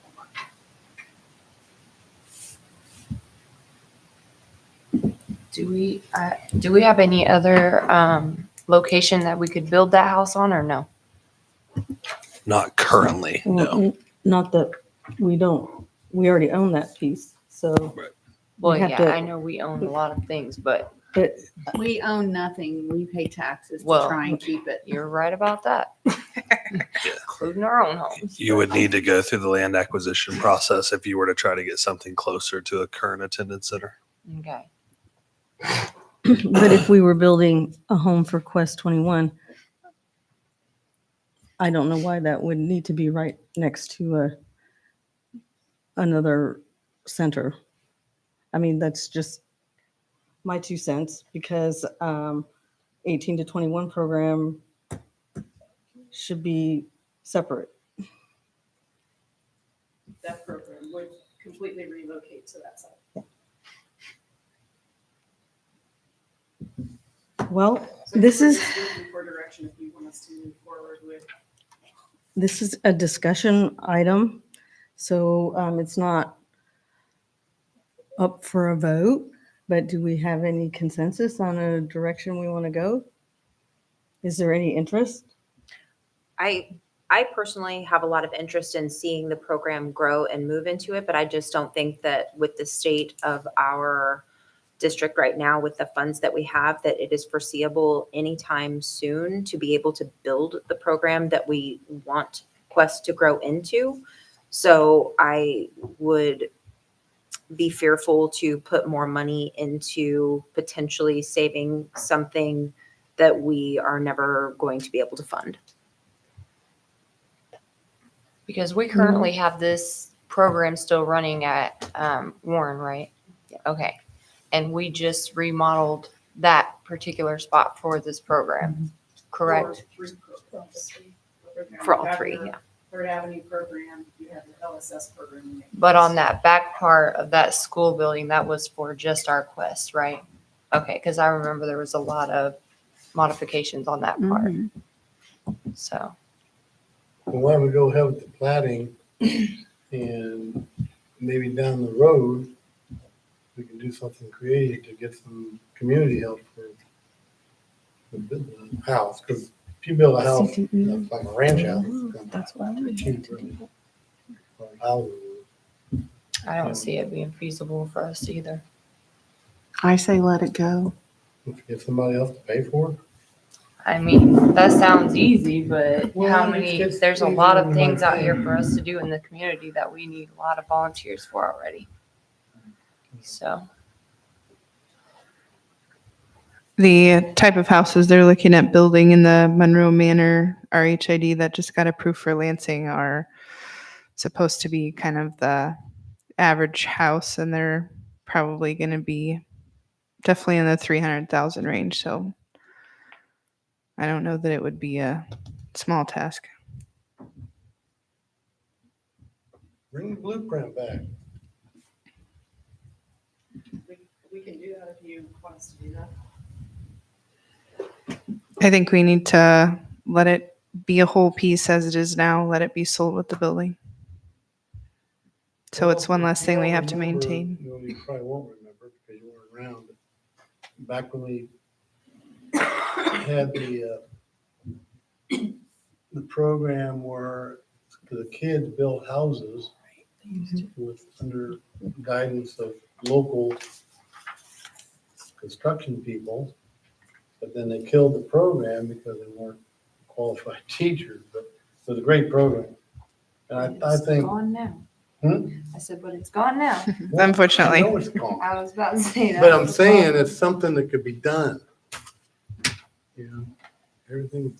But then in the meantime, we're paying taxes, we're mowing it, we're cleaning it, we're trying to keep it looking up to standards for what could happen but may not happen. So it may be more feasible just to We let are it go. anyway. From here, we- So is our consensus, we're not interested? It sounds like we'll have to let it go. Well, why can't we just keep the ground for further, down the road? And maybe something could work out rather than just give up on it. How many kids we have in that program?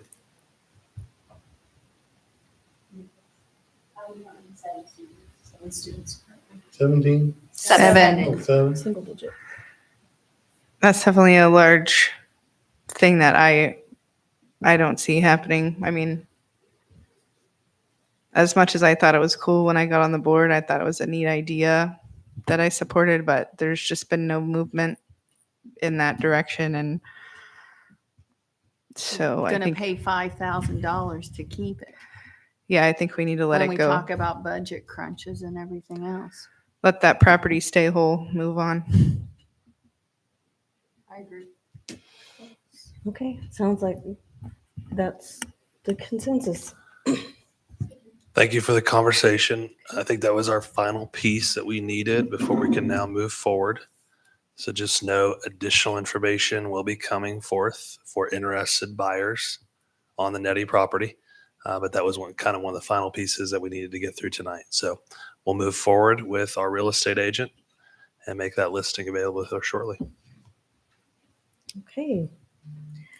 All right, moving on to item number 9, district capital projects. Let's see. Should I stay seated?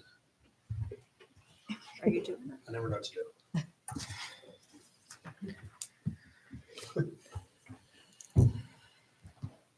Thank you. Good evening. My name is Kellen. Hello, Kellen. I want to talk about what we're about to embark on, which is really at the midpoint of the year, letting loose of our larger capital projects, because the timing is such that if you don't move toward award, you will not have the necessary time frame to complete those during the summer months. These are really specifically geared towards our larger capital projects. This is probably also a good reminder that even despite the budgetary concerns that we're going through on the operational front, these dollars are separate and specific for bricks and mortar. So this is coming directly out of the capital outlay fund. There's 2 that we're really targeting for this, and the 2 of the larger projects. You would have seen these previewed. I believe it was at the August regular meeting, if I'm not mistaken. The file name was known as the Capital Improvement Plan. What I want to talk about to you tonight is my recommendation for how we proceed from a delivery method standpoint. And so just to level set for everybody, what I want to talk about tonight first was the idea of the different delivery methods that we use from time to time. The 3 that we really see primarily are design bid build, and finally construction manager at risk. You'll see the layperson's description there. What I would say is the primary difference is the relationship in which the architect, the owner, which is us, and the contractor, i.e. construction manager, are engaged. In the first 2, the engineer and or architects belong to the contractor. And the third is a triangulation of those 3 parties. And it is because of that, as well as some other reasons, that I'm going to recommend tonight what I have for you as it relates to these 2 capital projects. So again, just for a key comparison and really, in my opinion, a good chance to review what these 3 are and are not from the perspective of those specific categories. I'm going to take you down to probably the one that we deal with the most on large capital projects, which is change orders, and how the change orders are handled differently as it relates to the different delivery method. The other part that I really want to stress for you tonight is how you reach the final price that you pay. And if you go with a design build or a design bid build, you often are not finding what that price is until at the very end of the process. And so, Karen, to your concern earlier, which I think is valid, you budget for what may be $1 million. You go through the design process, you engage stakeholders, you attempt to meet the needs and the scope of the project, and then what you thought was going to be $1 million comes back at $1.2 million. And now you're left with tough decisions. When you deliver with construction manager at risk, you decide at the onset that gross maximum price. And that process, if you will, reverses, so to speak, any cost increases that would come after the fact. The second caveat that I really like is if and when savings are found, those savings belong to the owner. They do not belong to the contractor. And that is another benefit, in my opinion. I will say design build has its place, as does design bid build, in my opinion, certain applications. But for the scope of the 2 projects that we're talking about, I think construction manager at risk really makes sense. So you might ask, what are those two projects? Project number one that we identified, and I think we've talked about previously, is the culinary classroom renovation at Leavenworth High School. It would be a reimagination of the current flow and structure, including all new FF&E furniture, fixtures, and equipment. It would bring in a commercial grade hood and bring all aspects of ventilation, electrical, and otherwise up to code. The second of the two projects is at the Intermediate Center, specifically the parking lot facing New Lawrence, and what we believe is undersized for the current capacity of the building, and what we believe would greatly improve the traffic flow concerns on New Lawrence, both before and after school. When you combine those two in total, you're looking at about $1 million worth of scope. That is enough scope, in my opinion, to justify why construction manager at risk makes sense. So when we consider this, the caveat here is whether or not you want to engage a specific construction manager at risk, which you can do under Kansas state statute, or if you would like to have district administration entertain the RFP process so that we can bring you back a recommendation for who we believe that construction manager at risk should be. I'm happy to entertain either one. The caveat is if we go through the RFQ process, that will likely include both a 30 to 60 day delay, just as we work our way through that next step. In an ideal world, you would be awarding this work no later than February, as those contractors certainly need to be working with their respective suppliers on ordering and whatnot, because we are going to have a tight timeline from which to work. Specifically in the culinary classroom, you're looking at mobilization probably the last day of school and demolition taking place the immediate day thereafter. We have about an 8-week window, give or take, during the summer from which to operate. So the timeline is such we cannot be awarding work in April or May, or you begin running into issues related to equipment, supplies, and so forth. So it is my recommendation tonight that you would allow us to engage in CMAR for the purpose of these two capital projects. It is also my request for direction on whether or not you want us to entertain the RFP process, or if you want us to bring back the entity that we believe is ready. I would stand for any questions. Isn't this, Judy, you were part of it, so were you, Danielle, when we were doing the bond issue. Isn't this exactly how we went and used to Yes. build We did everything? CMAR. That's what I Yes, thought. CMAR, but even I was when- on this side while you were right, on that But side. even when we went through the CMAR process, we still did RFQ because we ended up being a panel to evaluate. And we saved a lot of money doing that. So I agree with the CMAR. That, I mean, my background's in construction, so I agree with So that. then the question is, do we get RFQ? That's what. Yeah, so you've got the RFQ/RFP process, and I apologize. Great point. The CMAR has a specific spot, I would say, in bond issues. That's really where you see a lot of this value, Especially that's driven. So I great think point we there. did some little tweaking on the kitchen area at Lawson where that came in as well. Yep. And that saved us additional money. We came in a few thousand lower because we utilized that instead cutting out the middle guy and everything else. And it did not keep the district administration on various levels hopping around trying to renegotiate or discuss and figure things out. So if we go with this, what you're asking is, do we want you to go bring the bids back to the board, or bring us your recommendation? Here's what I'm asking. Do you want me to go the short route, which is the CMAR that we're already comfortable with, that we've used past? That's Nabholz Construction. That's who you use with the latest bond. Or do you want me to go the longer route, which is RFQ, RFP, in which I entertain anybody that's interested, and I bring you back the recommendation from that short list? So my gut reaction is go out for the RFQ process, Okay. mostly because of competition. Sure. And that we may get ideas as they do their presentations for projects. That sometimes there's something that we didn't consider that they did, looking at it as the builder, that you're like, oh, yes, we do need that. So my preference would be doing that. Also, but my question is also, do we have a limitation or a requirement from the state on how long the process goes out? Because I know that sometimes you can do you can be out for 30 days, you can be out 45 days. Do we have a minimum timeline Looking right here. for that? I mean, is there something by state statute saying, oh, it's got to be out for 60 days or whatever?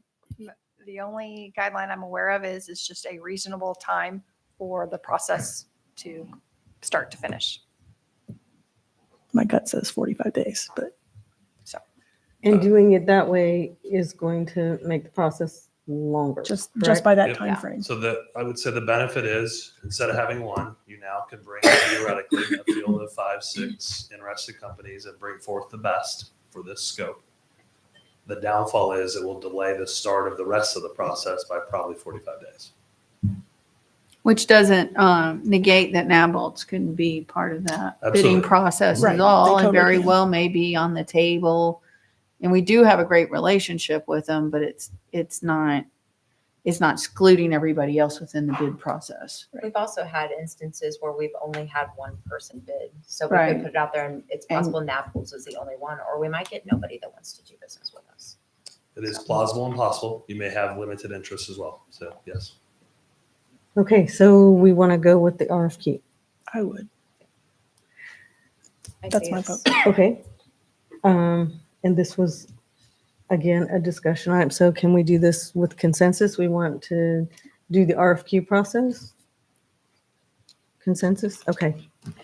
I've got my So mark. when the RFQ is complete and the bids are in, then I will appoint an evaluation panel. Yes, ma'am. I've got my Okay. marching orders. We'll make a goal to bring back to you the short list before we go to break. Theoretically, we're right around that 45-day period. If not, immediately when we come back from break. At such time, then that review panel could work then from the short list to consider their finalist. That's fair. All right. Thank you all. Thank you. Thank you. All right, moving on. Strategic plan update. All right. Good evening, everyone. I know I'm one of the last things before you and your Veterans Day festivities, so I'll try to make this succinct as possible, but hopefully give you a good overview of where we're at with some recently released academic data points. So similar to years past, this will be kind of the flow as we go through things. So similar data points, just updated looking at both this past year and longitudinal data for you. And of course, always want to mention we'll have those updated on the strategic plan dashboard probably later this week by Mr. Perry. So as always, we're hitting mainly on teaching and learning, but a little touch of some family community involvement, student engagement, and other areas as we talk through these data points. Before we get into what I would consider the hard data, I do want to have a quick celebration and recognition to our teams. We were recently rewarded a Silver Star for kindergarten readiness, as well as a Bronze Star for social emotional growth.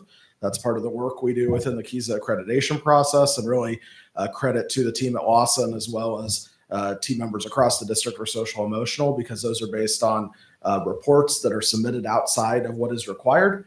So it is things that we submit with evidence and artifacts to justify why we should get those ratings, and it's exciting recognition to continue that. Is the Silver Star for kindergarten readiness, is that a bump up? I know we had a Bronze Star So we one had time. bronze for a few years, and then it bumped up to silver as well. Yes, and in social emotional, I'd like to say we're kind of on that bronze silver cusp a little bit. So we're working on that one as well. First hard data point we talk about is we kind of go from our youngest students to our older students is our ASQ. Remember, that's the ages and stages questionnaire that is one the parents complete as part of the enrollment process that's required by the state. So this is parent perception data as they work on it with our early learners, not one administered by our teachers. So a little different than your traditional data point.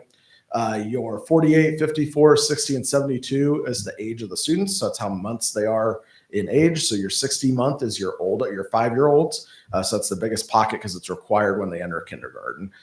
You can see orange means that there's a level of concern within that data from what the parents have filled out. And the blue is that there's overall no concern. There's subscores within that.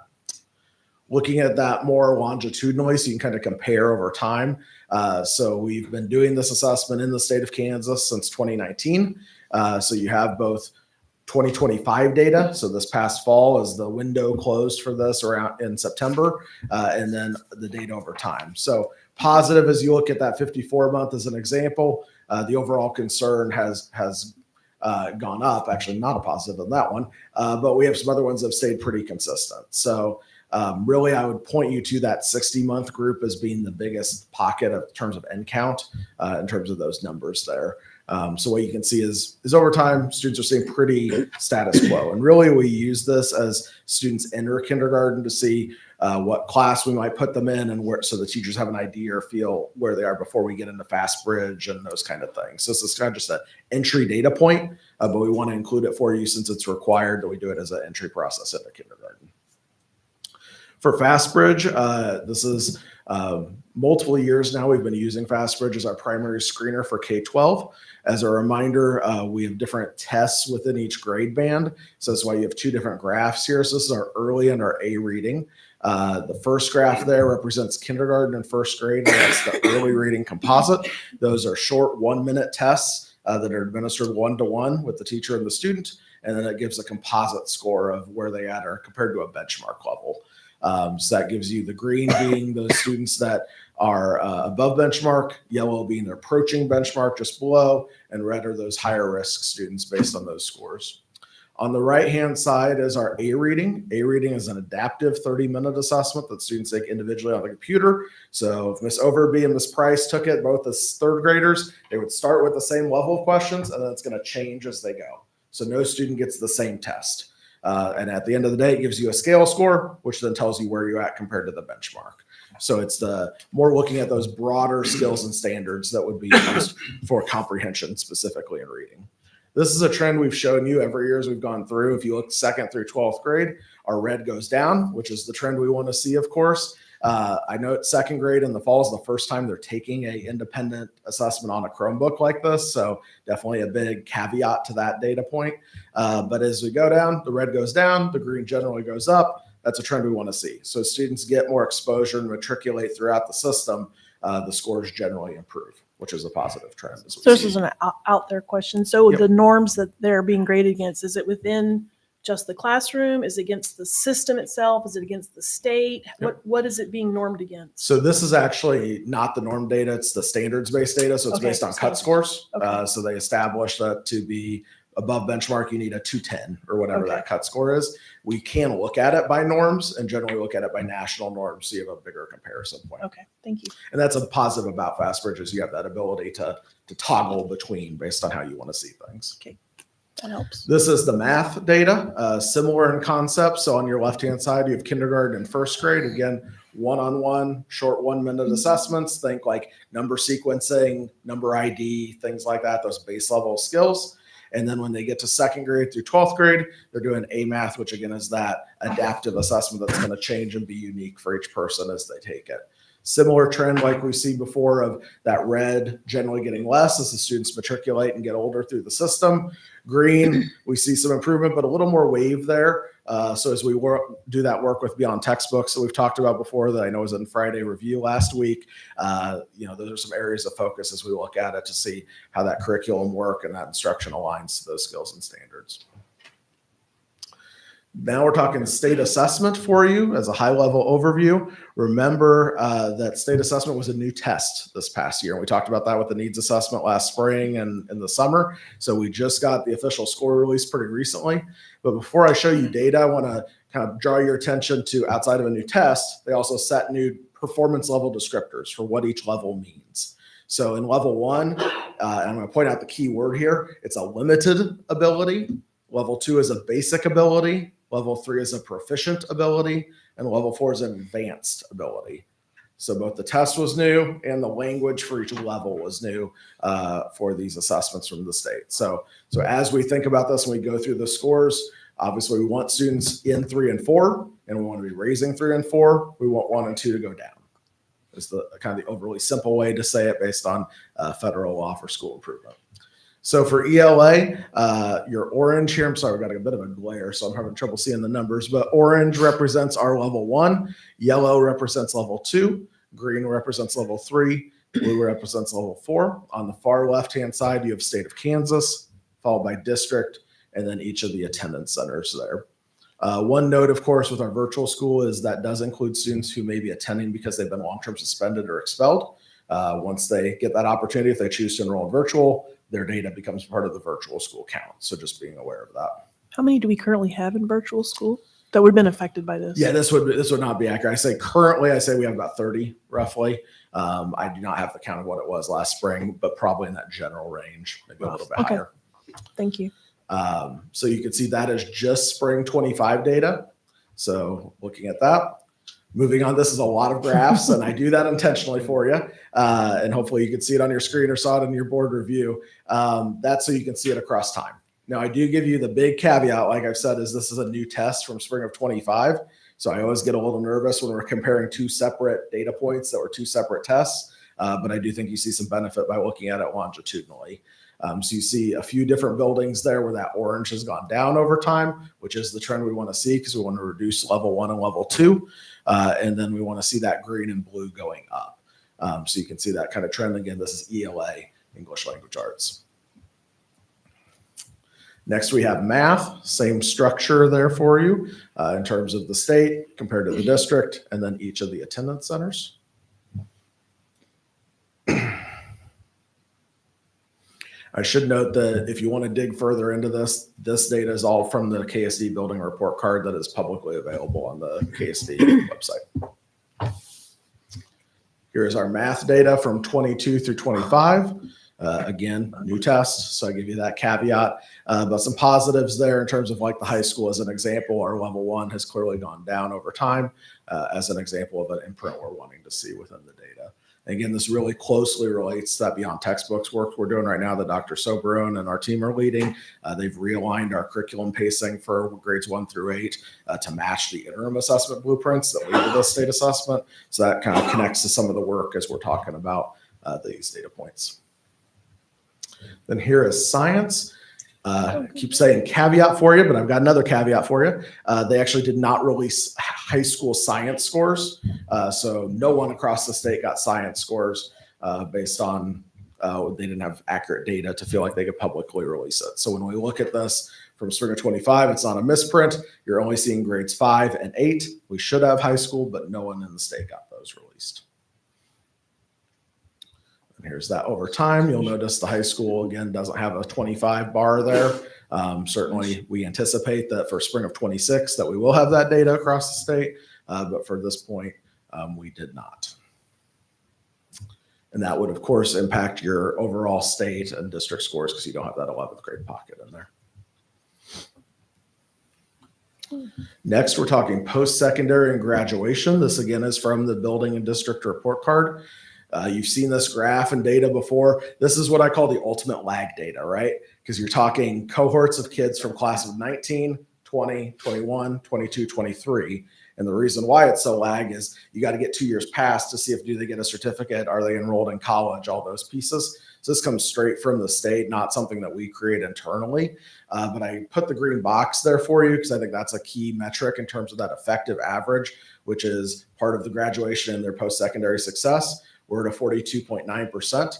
The metrics that the state would expect would be for us to be 37.5 to 42.0. So we're about almost 1% or more above what the expected would be based on our demographics. So I think that's an important one because you can get that comparison point. You'll notice, of course, that class of 23 graduation rate dipped a little bit. Mr. Vanek's team and my team has done some extensive looking into that. You really see that spring of 20. And we know what happened in spring of 20, of course, with COVID. There's a lot more unknown exits, kids that went to virtual programs that weren't accredited or other places that we're not aware of. And that's a trend that we've kind of seen the last few years starting very clearly in spring of 20. So we've identified that as a challenge. That's something I know his team is working on as well. It's partially out of our control, but partially something we want to obviously focus on to get that graduation rate up. So just know going in that as this lag data, spring of 23, comes next year, spring of 24, you're going to see that similar trend. And we know it's because of those unknown exits being a key driver of that. This is just a nice, easier graph that Mr. Perry put together. Compares the success and effective average over time. Because I know the board likes to see that data over time. So you're seeing the pink or orange type color being the success average and the blue being that effective average. Next, we have ACT, and this is taken from the ACT platform itself as of October 2nd, 2025. So that's when this data was pulled down.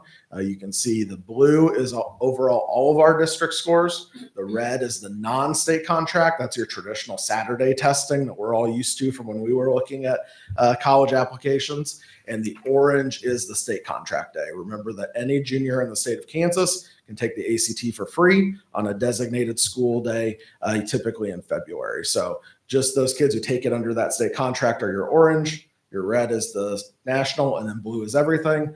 A lot more kids take advantage of that state contract date than they do the national testing dates. That's why that blue is closer to the orange than it is the red, if that makes sense, because that number count is much bigger for the orange. And here's that breakdown over time. So our overall average composite was a 20.6 for the 24-25 school year. And then we'll show you longitudinally compared to the state contract here in a moment. So pretty similar to 23-24, where we had 20.9, just a 0.3 difference, which had already gone up compared to those previous years. Here's the breakdown. We do not have the all data for the states. This is what Mr. Perry could pull from the ACT platform. So this is state contract data only, comparing us to the state. So this is just the state contract data. So we were slightly above that. State average was 18.6. Ours was a 19.3 the most recent year. So these are just those juniors, not the Saturday test takers. Chronic absenteeism, a big reason of celebration here as we look through that. This is longitudinal data. You can see a number of the buildings have had a pretty steady decrease in chronic absenteeism over the last 4 years as we've really dived into that subject. A reminder that chronic absenteeism is missing 10% or more of days for any reason that would not be like a school activity, as an example. That doesn't count against you. But if you're medically absent, if you're suspended, those kind of things would count towards that chronic absenteeism rate. And as you can see, a number of the attendance centers have had some good improvements there through the hard work that the staff has been doing on that. Then this is as of the end of the quarter, so October 21st. It basically, if the school year had ended on October 21st, this would be our chronic absenteeism rate. So if we had ended at that point, we'd have 51% in the green, which is 95 to 100%. And then yellow is 21.7. And then our chronically absent rate would have been 27.2 if the school year had ended. So that would still be better than what had been last year, but we know over time it tends to creep up a little bit as the school year goes on. But still, overall, a positive trend compared to years past, but not where we want to be as an end result. This is absenteeism over time. Again, a lot of bars there for you. I'm sure you're going to say, what's that giant bar there? That's the Friday of homecoming. Oh. So when we had the half day and then the PD day and the parade, that would be that day. Your next two high bars there are the first 2 Fridays of the school year, if I remember correctly. So like August 22nd, August 29th, if I'm recalling from my notes. So pretty consistent over that. Generally speaking, you're going to see Fridays, biggest days kids are out. A little surprisingly that Mondays is not the second one, because historically Mondays would be the second highest one. That could be because we had more days off with PD days and things. But certainly the typical trend of Fridays being your highest days of kids being out. And again, buildings are getting that data every month for Mr. Perry, so they can actively intervene on those kids that are showing up because they get it down to the student level. Parent-teacher conference data for you. As has been now tradition, we have done a digital sign-in and then a survey on parent engagement. So this is taken from the Kansas Parent Information Resource Center. We adapted that before Mr. Potter left, and we've done that the last 2 years. Didn't change any of the questions so that you'd have comparison point data here for you. We had 1,136 responses across the system during parent-teacher conferences. And you can see pretty similar trends, which is very interesting. As someone who looks at data quite a bit, is a lot of those responses were within 1% or 2 of each other from the previous year. So some areas definitely of growth and improvement, but also some positives there in terms of that welcoming environment, being informed of upcoming events. But as it connects to some of the work we're doing with Safe and Civil Schools, that piece about constantly telling the positive things going on with my child and those individual connections are one we want to keep working on. And that kind of concludes our overview at a glance. As always, open to any questions and any needs. I mentioned him throughout the training, throughout the presentation, but I want to give a shout out to James Perry, who's just instrumental in putting this data together. It's I would think more detailed than what you see in many presentations. So thank you to him and our team. My only question is, this is my first year without a kid in school. How did we facilitate the conference survey this time? Yep. So similar to last year, we asked the technology department, our building principals, to basically wherever you're going to have the prominent traffic flow, put out stations. The buildings, I think I went to 5 of the buildings to our conferences, and most had them in their entryway. And then a few, like Henry Leavenworth as an example, also put stations outside each classroom to make it as easy as possible. And of course, we ask people to do it, but we don't force them to. Absolutely. So, Okay, thank you.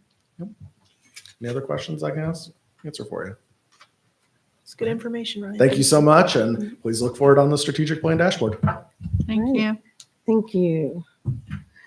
Okay, moving on to item 11, superintendent's report.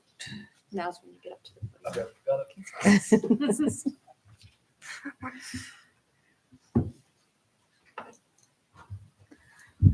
Hello again. Hi, Kellen. I'm just going to warn you for the foreseeable future, what we will probably discuss during this placeholder is going to be focused on the budget and the operational challenges for FY27. Okay. So you're about a month away from being halfway through this fiscal year, believe it or not. And this is really when we start ramping up the process as it relates to the budget conversations. So tonight I want to start with big picture, and then moving forward, we've got several different I'm going to say points in time that lead up to really a ramp up in February, at which point we hope to have that gap fully closed. Here's the caveat that you've got to deal with and grapple with. Last year, we were able to reduce through staffing and really through attrition. You're now going to be faced with some tougher decisions this time around, okay? So for context, we are down another 140 students. And so in total, what you're looking at there on the screen, let's just round it to 2.5 million that we've got to find by next fiscal year. Okay. That includes both the anticipated increased expenses. So think things like the liability insurance, health insurance that you mentioned earlier. Think things that inflation continues to have effects on, like nat gas, electric, et cetera. And then I do believe that we need to try to entertain something for purposes of compensation for the good men and women working in our classrooms and supporting our kids. So all in, 2.5 million is what you've got to find. You will see there is indeed a plan for some revenue. That, of course, is part of the COLA that's included with the last year of our Kansas school finance formula. So that total there is 737,000. But the net loss of kids is what's leading to the primary loss of revenue. The weighting is, of course, going with those kids. And then the LOB that correlates with the general fund. So as the general fund goes up, as does the LOB, the same works in reverse. As the general fund goes down, as does the LOB. Let me pause there. Take that all in. We cut 5 million last year. Yep. This is another 2.5. Initial reactions. Ouch. Buy more Powerball tickets.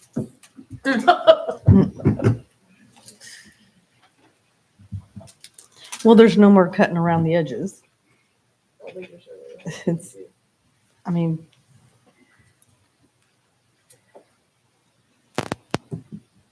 Well, we, have you, I know you probably looked at it when I brought up that you're gonna have to combine a school or close another school or something.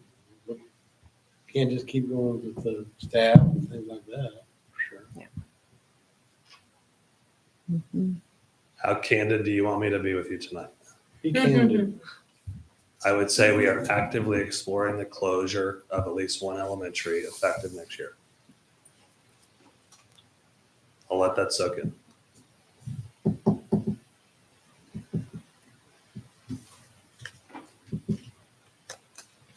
Purely for budgetary purposes, or we have unused space, or what is your? Nope, it would be to reasoning? reduce that operational footprint, right? So think things like the insurance for the building, the utilities for the building, and then there will be some staffing reduction, okay? Because you have certain staffing positions that get duplicated, that would go away. I really truly believe we would not have to enter into reduction in force. Now, you may have to have some people transfer to other positions in the district to keep their job, but I do not believe we would be going through the quote unquote pink slip process. Does that make sense? Yeah. When you close a building, you reduce by default your operational footprint. Want some context? We've got 3 elementaries. They're all about the same size, give or take, right? What we could find initial conversation is closing an elementary is between $1.2 and $1.5 million savings. So it's a real savings. Said differently, the proverbial juice is worth the squeeze. Can you talk me through that a little bit? Because you still have like a vacant building potentially, but you can't just like shut the water off, or like what, how does that look? Sure. Like, So I'd say first you identify, are you going to keep the building or not? That's, I think, the bigger question that has to be answered at some point, not immediately though. that's what I was going to ask, like what, you know, didn't feel too long ago that we were building. So how long do you just, is that, I mean, I know you asked for a study to be done, which was kind of confusing to me because it seemed like, you know, before I came on, we knew the district was headed in a downward direction. So as far as enrollment goes, so do you just go off of that data and close the building soonish? Sure. So I'll tell you, our approach would be to use that enrollment study because I think is informative of not only where you're looking at for purposes of where physically kids are going to live, because I think there's the conversation of what building do we close. I will tell you right now, we're not closing Leavenworth High School. You know why? It's the only high school you have. So again, to be very candid with you, we're looking at the closure of an elementary building. And I think we need to be strategic about which building is picked. So I would use the enrollment study for not only where our kids are living, but also more importantly, what we're looking at for purposes of that enrollment trend. The conversation here tonight about, hey, where are you going in the next 5 years? That to me needs to be an absolute front and center part of these conversations moving forward. Can you lease school property? I'm sorry? Can you lease school property? I have done that before, yes. I understand that we're looking at maybe having to get rid of a building, but I don't personally think that I've worked in several of our buildings through our district. I don't personally see that. I know we're downsizing in kids, but I don't think we're at a downsize where our buildings would fit a whole nother building and the two accurately. So would we look at separating grade levels again for those 2 elementaries, or? I cannot answer that tonight. All I Okay. can tell you is what if we propose a plan, it's not going to include the construction of any or addition of any of the existing buildings. Mhm. We're going to ensure that the kids that we have are able to appropriately be shuffled to the remaining buildings. So Kellen, in your projected revenues, why do we not have the sale of Nettie Hartnett in here as a projected revenue? Sure, good question. When you sell a building, that is a one-time versus an operational savings. Okay. Does that make sense? Yeah. So while those proceeds may go into, say, capital outlay, they don't fold into the ongoing and perpetual expenses. Perfect. Good question. Are we taking a hard look at how to, I don't want to use the word fix, but we have a lot of students, hundreds of students that go to other districts. Have we taken a serious look at why? I couldn't tell if you were done talking. Sorry. I am. Yep. I'm not sure either. It is front and center for me. Again, this is conjecture. I want to make that clear, but I have a reason to believe some of our students would repatriate back if we were to resolve some of the issues for which they left. Yeah. Do you agree? Yes. Yes. My question for you is, are you ready to take hard and drastic steps to resolve some of those issues? Yes. Okay. Because they may contradict and or fly in the face of, I would say, well-worn paths They may represent drastic changes from the status quo that we've become very comfortable with. Change can be good. Yep. Well, change, like you said, change can be good. Change is hard. It's always hard. But I mean, what are our choices? We have to change. Yeah, I think Representative Bueller had a very Yeah. poignant point tonight. When he's like, yes, you have to look at the short term, but you have to look at that long term. Mhm. I think we have to look at what sets up Leavenworth for long term success. Your largest classes right now today are at Leavenworth High School, Currently smaller. and you will only begin to get smaller and smaller every single year. Your classes are now almost headed to below 200 for the first time ever. But birth rates are decreasing. The population of Kansas is decreasing. Yeah, this is, So, in my it's opinion, not- this is a multifaceted factor. Leavenworth Yeah. USD 453 that is losing students alone. It's nationally. Nope, I would agree. Yeah. It's actually internationally. But to the point, I like the way you've put this as well. I was trying to focus on what can we control. Right. I don't think we could control the live birth rates, but can we control some of the factors for which students have left the district? Yes. Yes. So this is me trying to warn you, and I'll do it again. Really, really tough conversations are going to be happening in this room over the course of the next 3 or 4 months. Really, really big decisions are going to be headed to this dais over the course of the next 3 or 4 months. Ellen, when is the enrollment study going to be completed? Beth? Or when's it anticipated to be received? Anticipated is January. January. So we may see that, will we see it in January or we probably see it for February? It's not clear. Okay. We've asked for the most accelerated timeline that company could provide. Thank you. Yep. What else can I answer for you tonight? So what's the cost? Because we close one, there's going to be redistricting. What's the cost of a redistricting plan? I do not have that Because answer for you that's tonight. another, Mhm. we've kind of talked about this many years ago about having to redistrict students. I want to say about 7 years ago, and I don't remember what the cost was, but I know that there was a cost. And I know there where you're doing that as well, that changes busing demographics, It does. which also infers another cost. So depending on the costs, it may not necessarily save us as much as we thought. Speaking candidly, I do not have all the puzzle pieces together yet. Okay. Do we, I'm sure we do, track the operational costs per building to know which buildings cost us what? Yep. Site level expenses are absolutely available. Yep. Okay. Also age, wouldn't some of that be taken into some of this consideration? My opinion, you should absolutely look at the age and or condition of the building. as a Building, part of that right, your newer conversation. ones would As probably well be as more the likely to facilities keep. within it. Right. Yeah, multiple factors would be, in my opinion, on the table as it relates to that decision.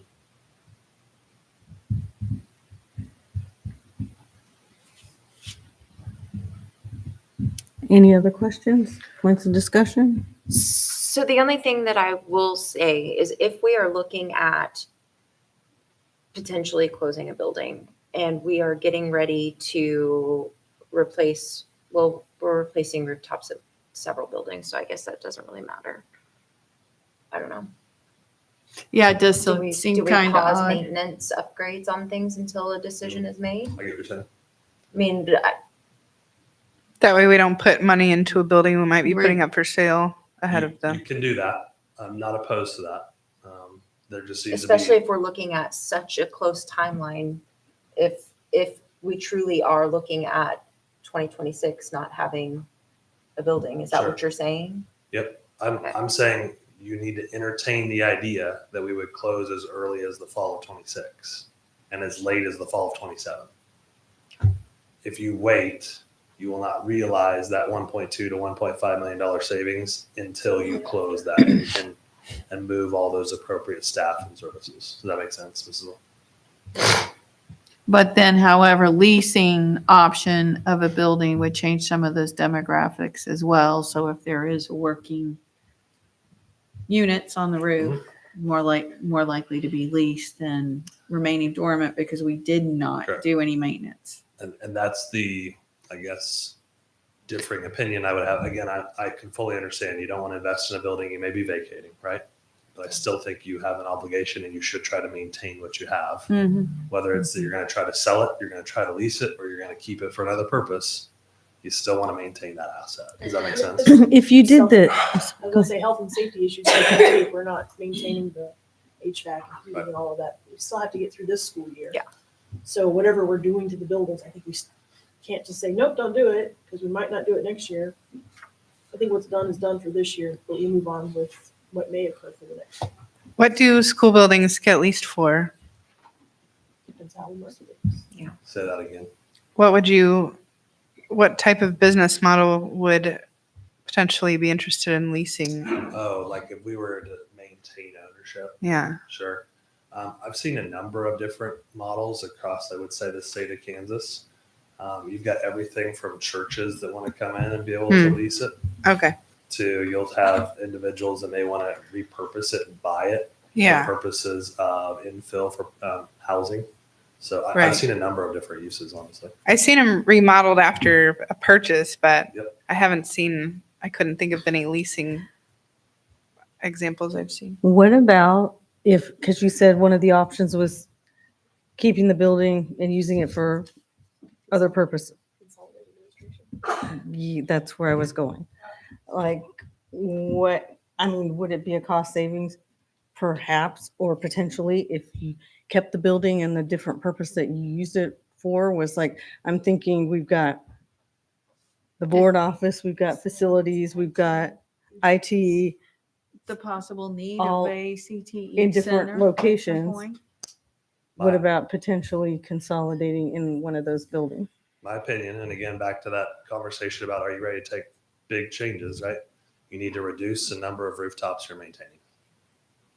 You need to reduce your operational footprint. You need to have less square footage that you own and maintain. No, but I see what she's saying. If you were to take one of those buildings after consolidating 3 elementary schools into 2, move the district office into that building, move your facilities maintenance in that building. Let's say it's a 2-story building and then even had a CTE section, then you get rid of these other rooftops here. Yes, ma'am. So instead of getting rid of one rooftop, you're actually getting rid of 2. Sometimes you lease to yourself. What else do you have for us, Kelly? How much more do you want tonight? Any other questions? Discussion, comment?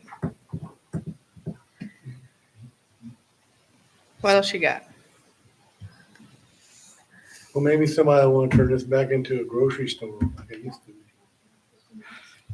This was a grocery store? Yeah. It was. Well, everybody wants a grocery store on this side of town. Why not? There you go. Aldi North. Okay, well, that's, Since I've got you warmed up, okay, go. do you want us to entertain shifting instructional models? Instructional models in what way? Where our 5th graders are at? I think we have to look at all the options, Kelly. So I think Okay. that whatever comes from our enrollment study, whatever comes from boundary lines, whatever, I think we have to look at everything. Okay. Am I amiss? Like, I feel like I've heard a lot more complaints about student behaviors since we made that move. Is that accurate or not accurate? Which move are you referencing? Putting The intermediate Putting the school? 5th grade in with the 6th grade. I will say anecdotally, the intermediate probably is where our number one amount of parent concerns stem from. Yeah. But I mean, like, it's hard for me to know without the data to support if I just feel that way or if it's really true that that was not a good district move when we did that And because admittedly, I don't have the data. I apologize. I can have it for you next time, but I don't have it Yeah, that'd be awesome. Because obviously, when the students are in several different buildings Sure. and now they're all together, I would just like to know, was this an uptick when we made that move of behavioral problems, and that overall will go down, which I think would help the district overall if that was the case, if we move 5th grade back to whatever elementaries are left. So Here's where I'm at. So I don't want to even investigate issues that are a non-starter for the 7 of you, right? So if you're like, absolutely no way, I'm not going to consider that. I don't want to spend staff time investigating it, doing the research and so forth, knowing it's a non-starter from the onset. Does that make sense? Well, So I don't feel like, tonight I thought I'll just lay it all out for you guys to tell me which one is and is not even a possibility. I don't Mrs. think Reed. moving 5th grade back is a non-starter. Okay. I don't know if it's the right move, but I wouldn't, not to me. I mean, that's not a non-starter. Okay, but Mrs. Reed's point is where I'm at. If we even brought back 100 kids that said, you know what, you've addressed the issue, I now feel better. I'm going to bring my kid back from wherever. That would do that same thing in reverse. Does that make sense? Perhaps. I think it's an option. It would be like courses of action. Okay. Now I'm really done. Okay. Well, thank you. It's a lot to think about. Okay, so we are at item 12, closing of the meeting. And we do have scheduled patron. Okay. Upcoming dates. Tomorrow, of course, we have the Leavenworth Veterans Day Parade. Big deal in this town, so make sure you come out and support that. November 24th through the 28th is Thanksgiving break. December 8th, no school professional development for our staff. That's also our next board meeting. December 19th, end of the second quarter. We're moving right along. And December 22nd, flex day, no school for students. And the 22nd of December through January 2nd is winter break. So any questions, concerns, comments? Okay. Item 12.2, unscheduled patron input. And I see we have one, Mr. Two. Mr. Lee Butler, and Sorry. I didn't get the second one. Apologies. And Sharon Mueller. Sure. Okay. Okay. You want to read it? You want to Oh, read you it? want me to read it? Yeah. All righty. If you- Yep. Okay. 3 minutes. Hello. 3 minutes. Hello, my name is Lee Butler, and I am here to address and bring to the attention of the school board issues concerning teaching and discipline behaviors at Richard Warren Intermediate School. Unfortunately, we have had issues with teachers since the second day of school, as I have previously brought to the attention of the vice principal, school board, and principal. Since doing so, we noticed only mild changes. However, a lot of the same issues are still occurring. After we addressed problems with the principal, I was informed by my daughter one of the teachers would be monitored for 1 day, to what she proceeded to inform the class about this and requested for them to be on their best behavior that day so that she would not be overstimulated and inevitably be required to take classes after school to learn how to be a teacher again. Ironically, they only had to sit in silence a couple times the next day and no mention of being overstimulated. A typical day is usually 5 to 15 times with this teacher. Another teacher has not only made my daughter cry on the second day of school by being loud, aggressive, and intimidating, other incidents include calling the class horrible human beings for not knowing answers to a problem. When students have asked for help because they didn't understand a question, they were told they were already taught this and should know how to do it. I've been told in art class there was an autistic child who had an outburst. Some of the children were giggling a bit and upset the teacher. She responded by telling the children, I have severe ADHD and I am still able to ignore him, so they should too. As the child started yelling, shut up, shut up, shut up, the teacher yells, yeah, shut up, shut up, shut up. These are only the beginning of the incidents that have occurred, and I bring them to the attention because these are concerning mentalities, especially coming from people who we are required by law to teach our children. My daughter has had zero behavior issues, not only this year, but ever in school. Yet she is punished multiple times a day by multiple teachers. This is unacceptable and should be concerning for all parents, as this is damaging to our kids. My daughter is scared to ask the teacher for help in fear of being embarrassed in front of the class for not knowing the answer. This should show an obvious correlation between poor test scores and teacher behavior. There is many issues that can't even be brought to light in such a short time frame. But rest assured, I will not give up bringing up these issues until we see resolution. I am happy to meet and discuss with any of the board members who are concerned as we are. Thank you. Thank you, sir. Okay, now we have Ms. Sharon Mueller.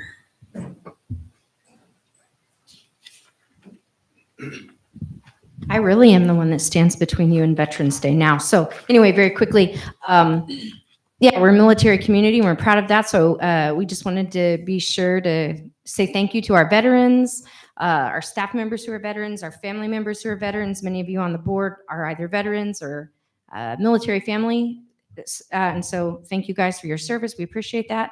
And Thanksgiving's coming up. So we wanted to wish everybody a great Thanksgiving break with family and rest, hopefully, some good football food. Dr. Adams presented, information today that's not new, but still troubling. And the only way we're going to get through this is together, collectively, collaboratively, with open minds. And I think we'll get it done. So everybody have a good break, and we'll see you in December. Thank you. Now we move on to board member comments. Why don't we start at this end? Ms. Reed. Thank you. If you could pass this down for me. I have just the email exchange. You don't get to see the first part of it, unfortunately, but I would like to request an executive session to address it because it does, in my opinion, speak directly to security. And if that's not lawful, then of course I would like to see it on the agenda in December if possible. If not, it's something I ask all of you to take seriously. This is a bit of an overlap between my position on the county, is how it came across my attention, which is why I haven't addressed it before now on the school board, because we had a briefing last week, I believe it was, by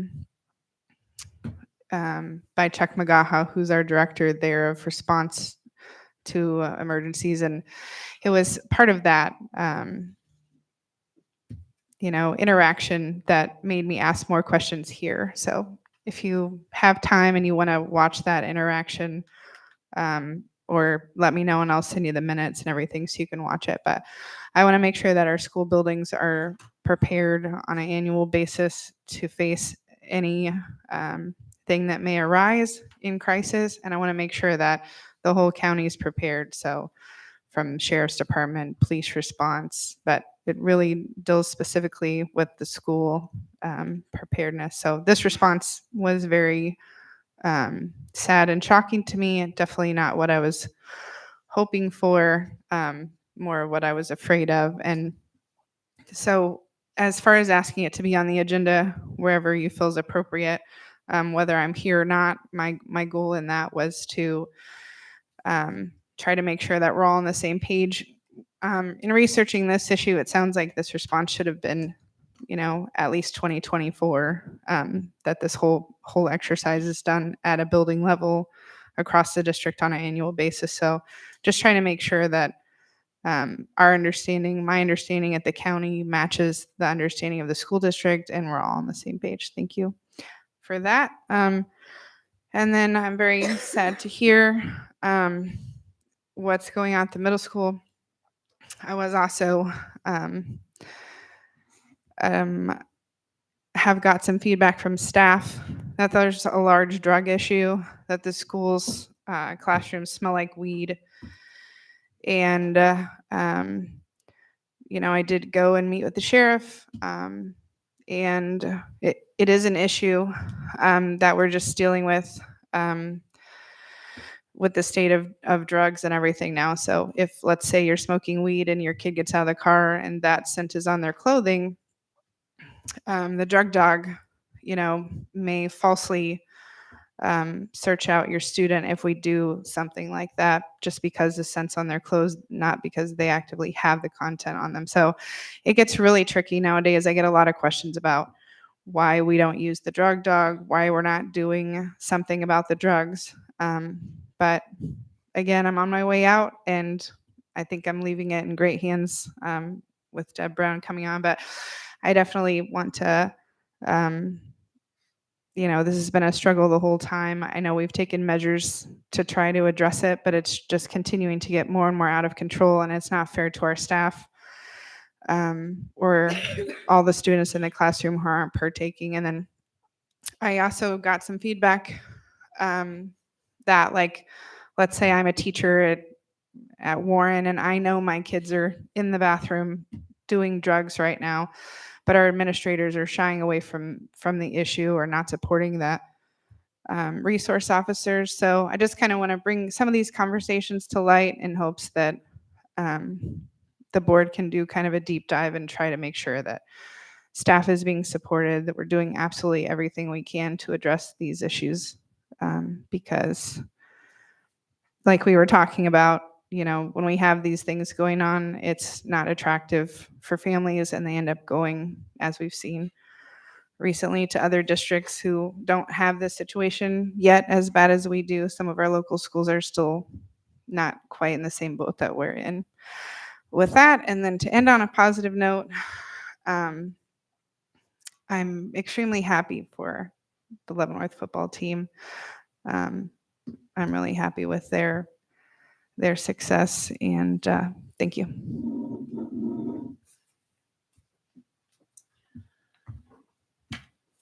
I know our students had today off, but our staff did not. So I'm hopeful that everybody enjoyed the breakfast and the lunch. On behalf of some of our great community outreach partners here in Leavenworth, you are definitely appreciated. And as for our students, we hope you enjoy tomorrow off as well. Enjoy the Veterans Day parade, but please stay warm and drink some hot cocoa. And we're proud of the football team and hope those that can come out, I know it's a little travel, but those that can come out Friday, come out. Have a good night. Mr. Carney? No comments? Ms. Murphy? So I'll echo thank you to all our veterans and happy birthday, 250th birthday for the United States Marine Corps today. I would very much like for us to definitely dive into some of the issues, because from what I'm hearing, part of that is the reason why our kids are leaving. It's not the only reason, but that is part of the reason why kids are being taken to other districts to be educated, that or other disciplinary issues. And we could give a whole big long list, but it's a cumulative. And if we don't nip it now, it's only going to continue to grow. Much like a virus, and it will consume us. So I really do hope we work to try and fix some of these.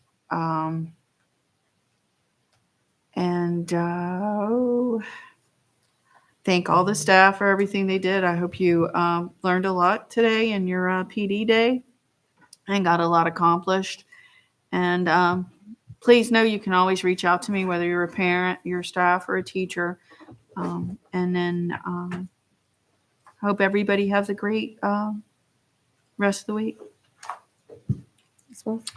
I just wanted to say I recently learned of Mr. Torkelson's passing and wanted to he was a character, but he loved our district and loved what he did, and he had great service to us. So any of his family that still exists, I send my condolences. On a happier note, I was very pleased to be able to honor Miss Longberg tonight. I have had the privilege of having a student taught by her, and she was extremely engaging to my students. She was extremely communicative to me as a parent, and she exemplifies what is great in our teachers. And I very much appreciate her as well as all of our teachers. Veterans Day tomorrow, the parade should be amazing. Please stay warm, come out and support all of the community members that will be a part of that, as well as many of our students. Congrats to the boys football team, all of our staff that is a part of that, and the parents that are there rooting on everybody. And last thing I want to say is I want to thank all of our legislative people that came today. I especially want to thank Representative Johnson for recognizing Kellen's commitment to our district and his abilities as a superintendent, that he stood out to him throughout all of the different things. Says, you know, we're doing great things here. You are appreciated, you are noticed, and thank you. Alrighty. So there's always awesome things. I can't really call them all out, but there were two things this past month that I was invited to, and I was really happy to attend. One was the cafe day at the high school. I'm always amazed at what those kids can do, and every year they raise the bar, and so I'm always excited to see that. And then the other thing at the high school was an inauguration of our JAG-K program, and that is a big deal. If you're not aware of it, it's jobs after graduation, and that's just an extension of helping our kids do something bigger and better after they leave here as a pioneer. Yes, the pioneers are being awesome in football, but I also want to all the support folks that go out there with them, the band, the cheerleaders, the parents, everybody. Thank you, because it takes everybody to have that awesome spirit, and I'm just amazed that it's taken us this long to get it all together. The Teacher of the Year recognitions tonight are a big thing, because without great teachers, you can't have great kids do the great things that they do. So I appreciate what they do. Something along the CTE lines, I want to do a shout out to all of the local businesses that were there today for the CTE advisory councils. And while it may not sound like a big thing, internships and apprenticeships for our kids is a big deal by helping them get skills that stay here in our community, and it helps our businesses. So if you have a business or have an interest in helping out our kids do an apprenticeship or an internship, please reach out to our CTE program. And I extended the invite to our legislators, but the 20th of January is Literacy Day at the Capitol. And like I said, for some folks, they think it's a short-term academic issue, but it's not. It's long-term economic imperative for Kansas. And so if you're able and you're interested, come hang out at the Capitol that day. And as always, it's a great day to be a pioneer. Thank you. All right. And one thing about going last, it's late. Everybody wants to go, so I'll keep it very, very short. Thank you, Mr. Butler, for your comments. I appreciate that. And thank you, Ms. Mueller, for your comments about us getting through this together, because we do have a lot of big changes coming, a lot of hard decisions to make, and also a lot of potential. It looks like we're going to get smaller, but we can get smaller, we can get better. and so we'll do it together as a community, and we'll get through it. And I would echo Ms. Wells' comments about our superintendent. I really appreciate your engagement with the community. I appreciate your willingness to engage with the board and the great things you do for our district. And I don't think you hear that enough. So thank you. And with that, enjoy the Veterans Day Parade tomorrow. And this concludes our monthly meeting. So our meeting's adjourned.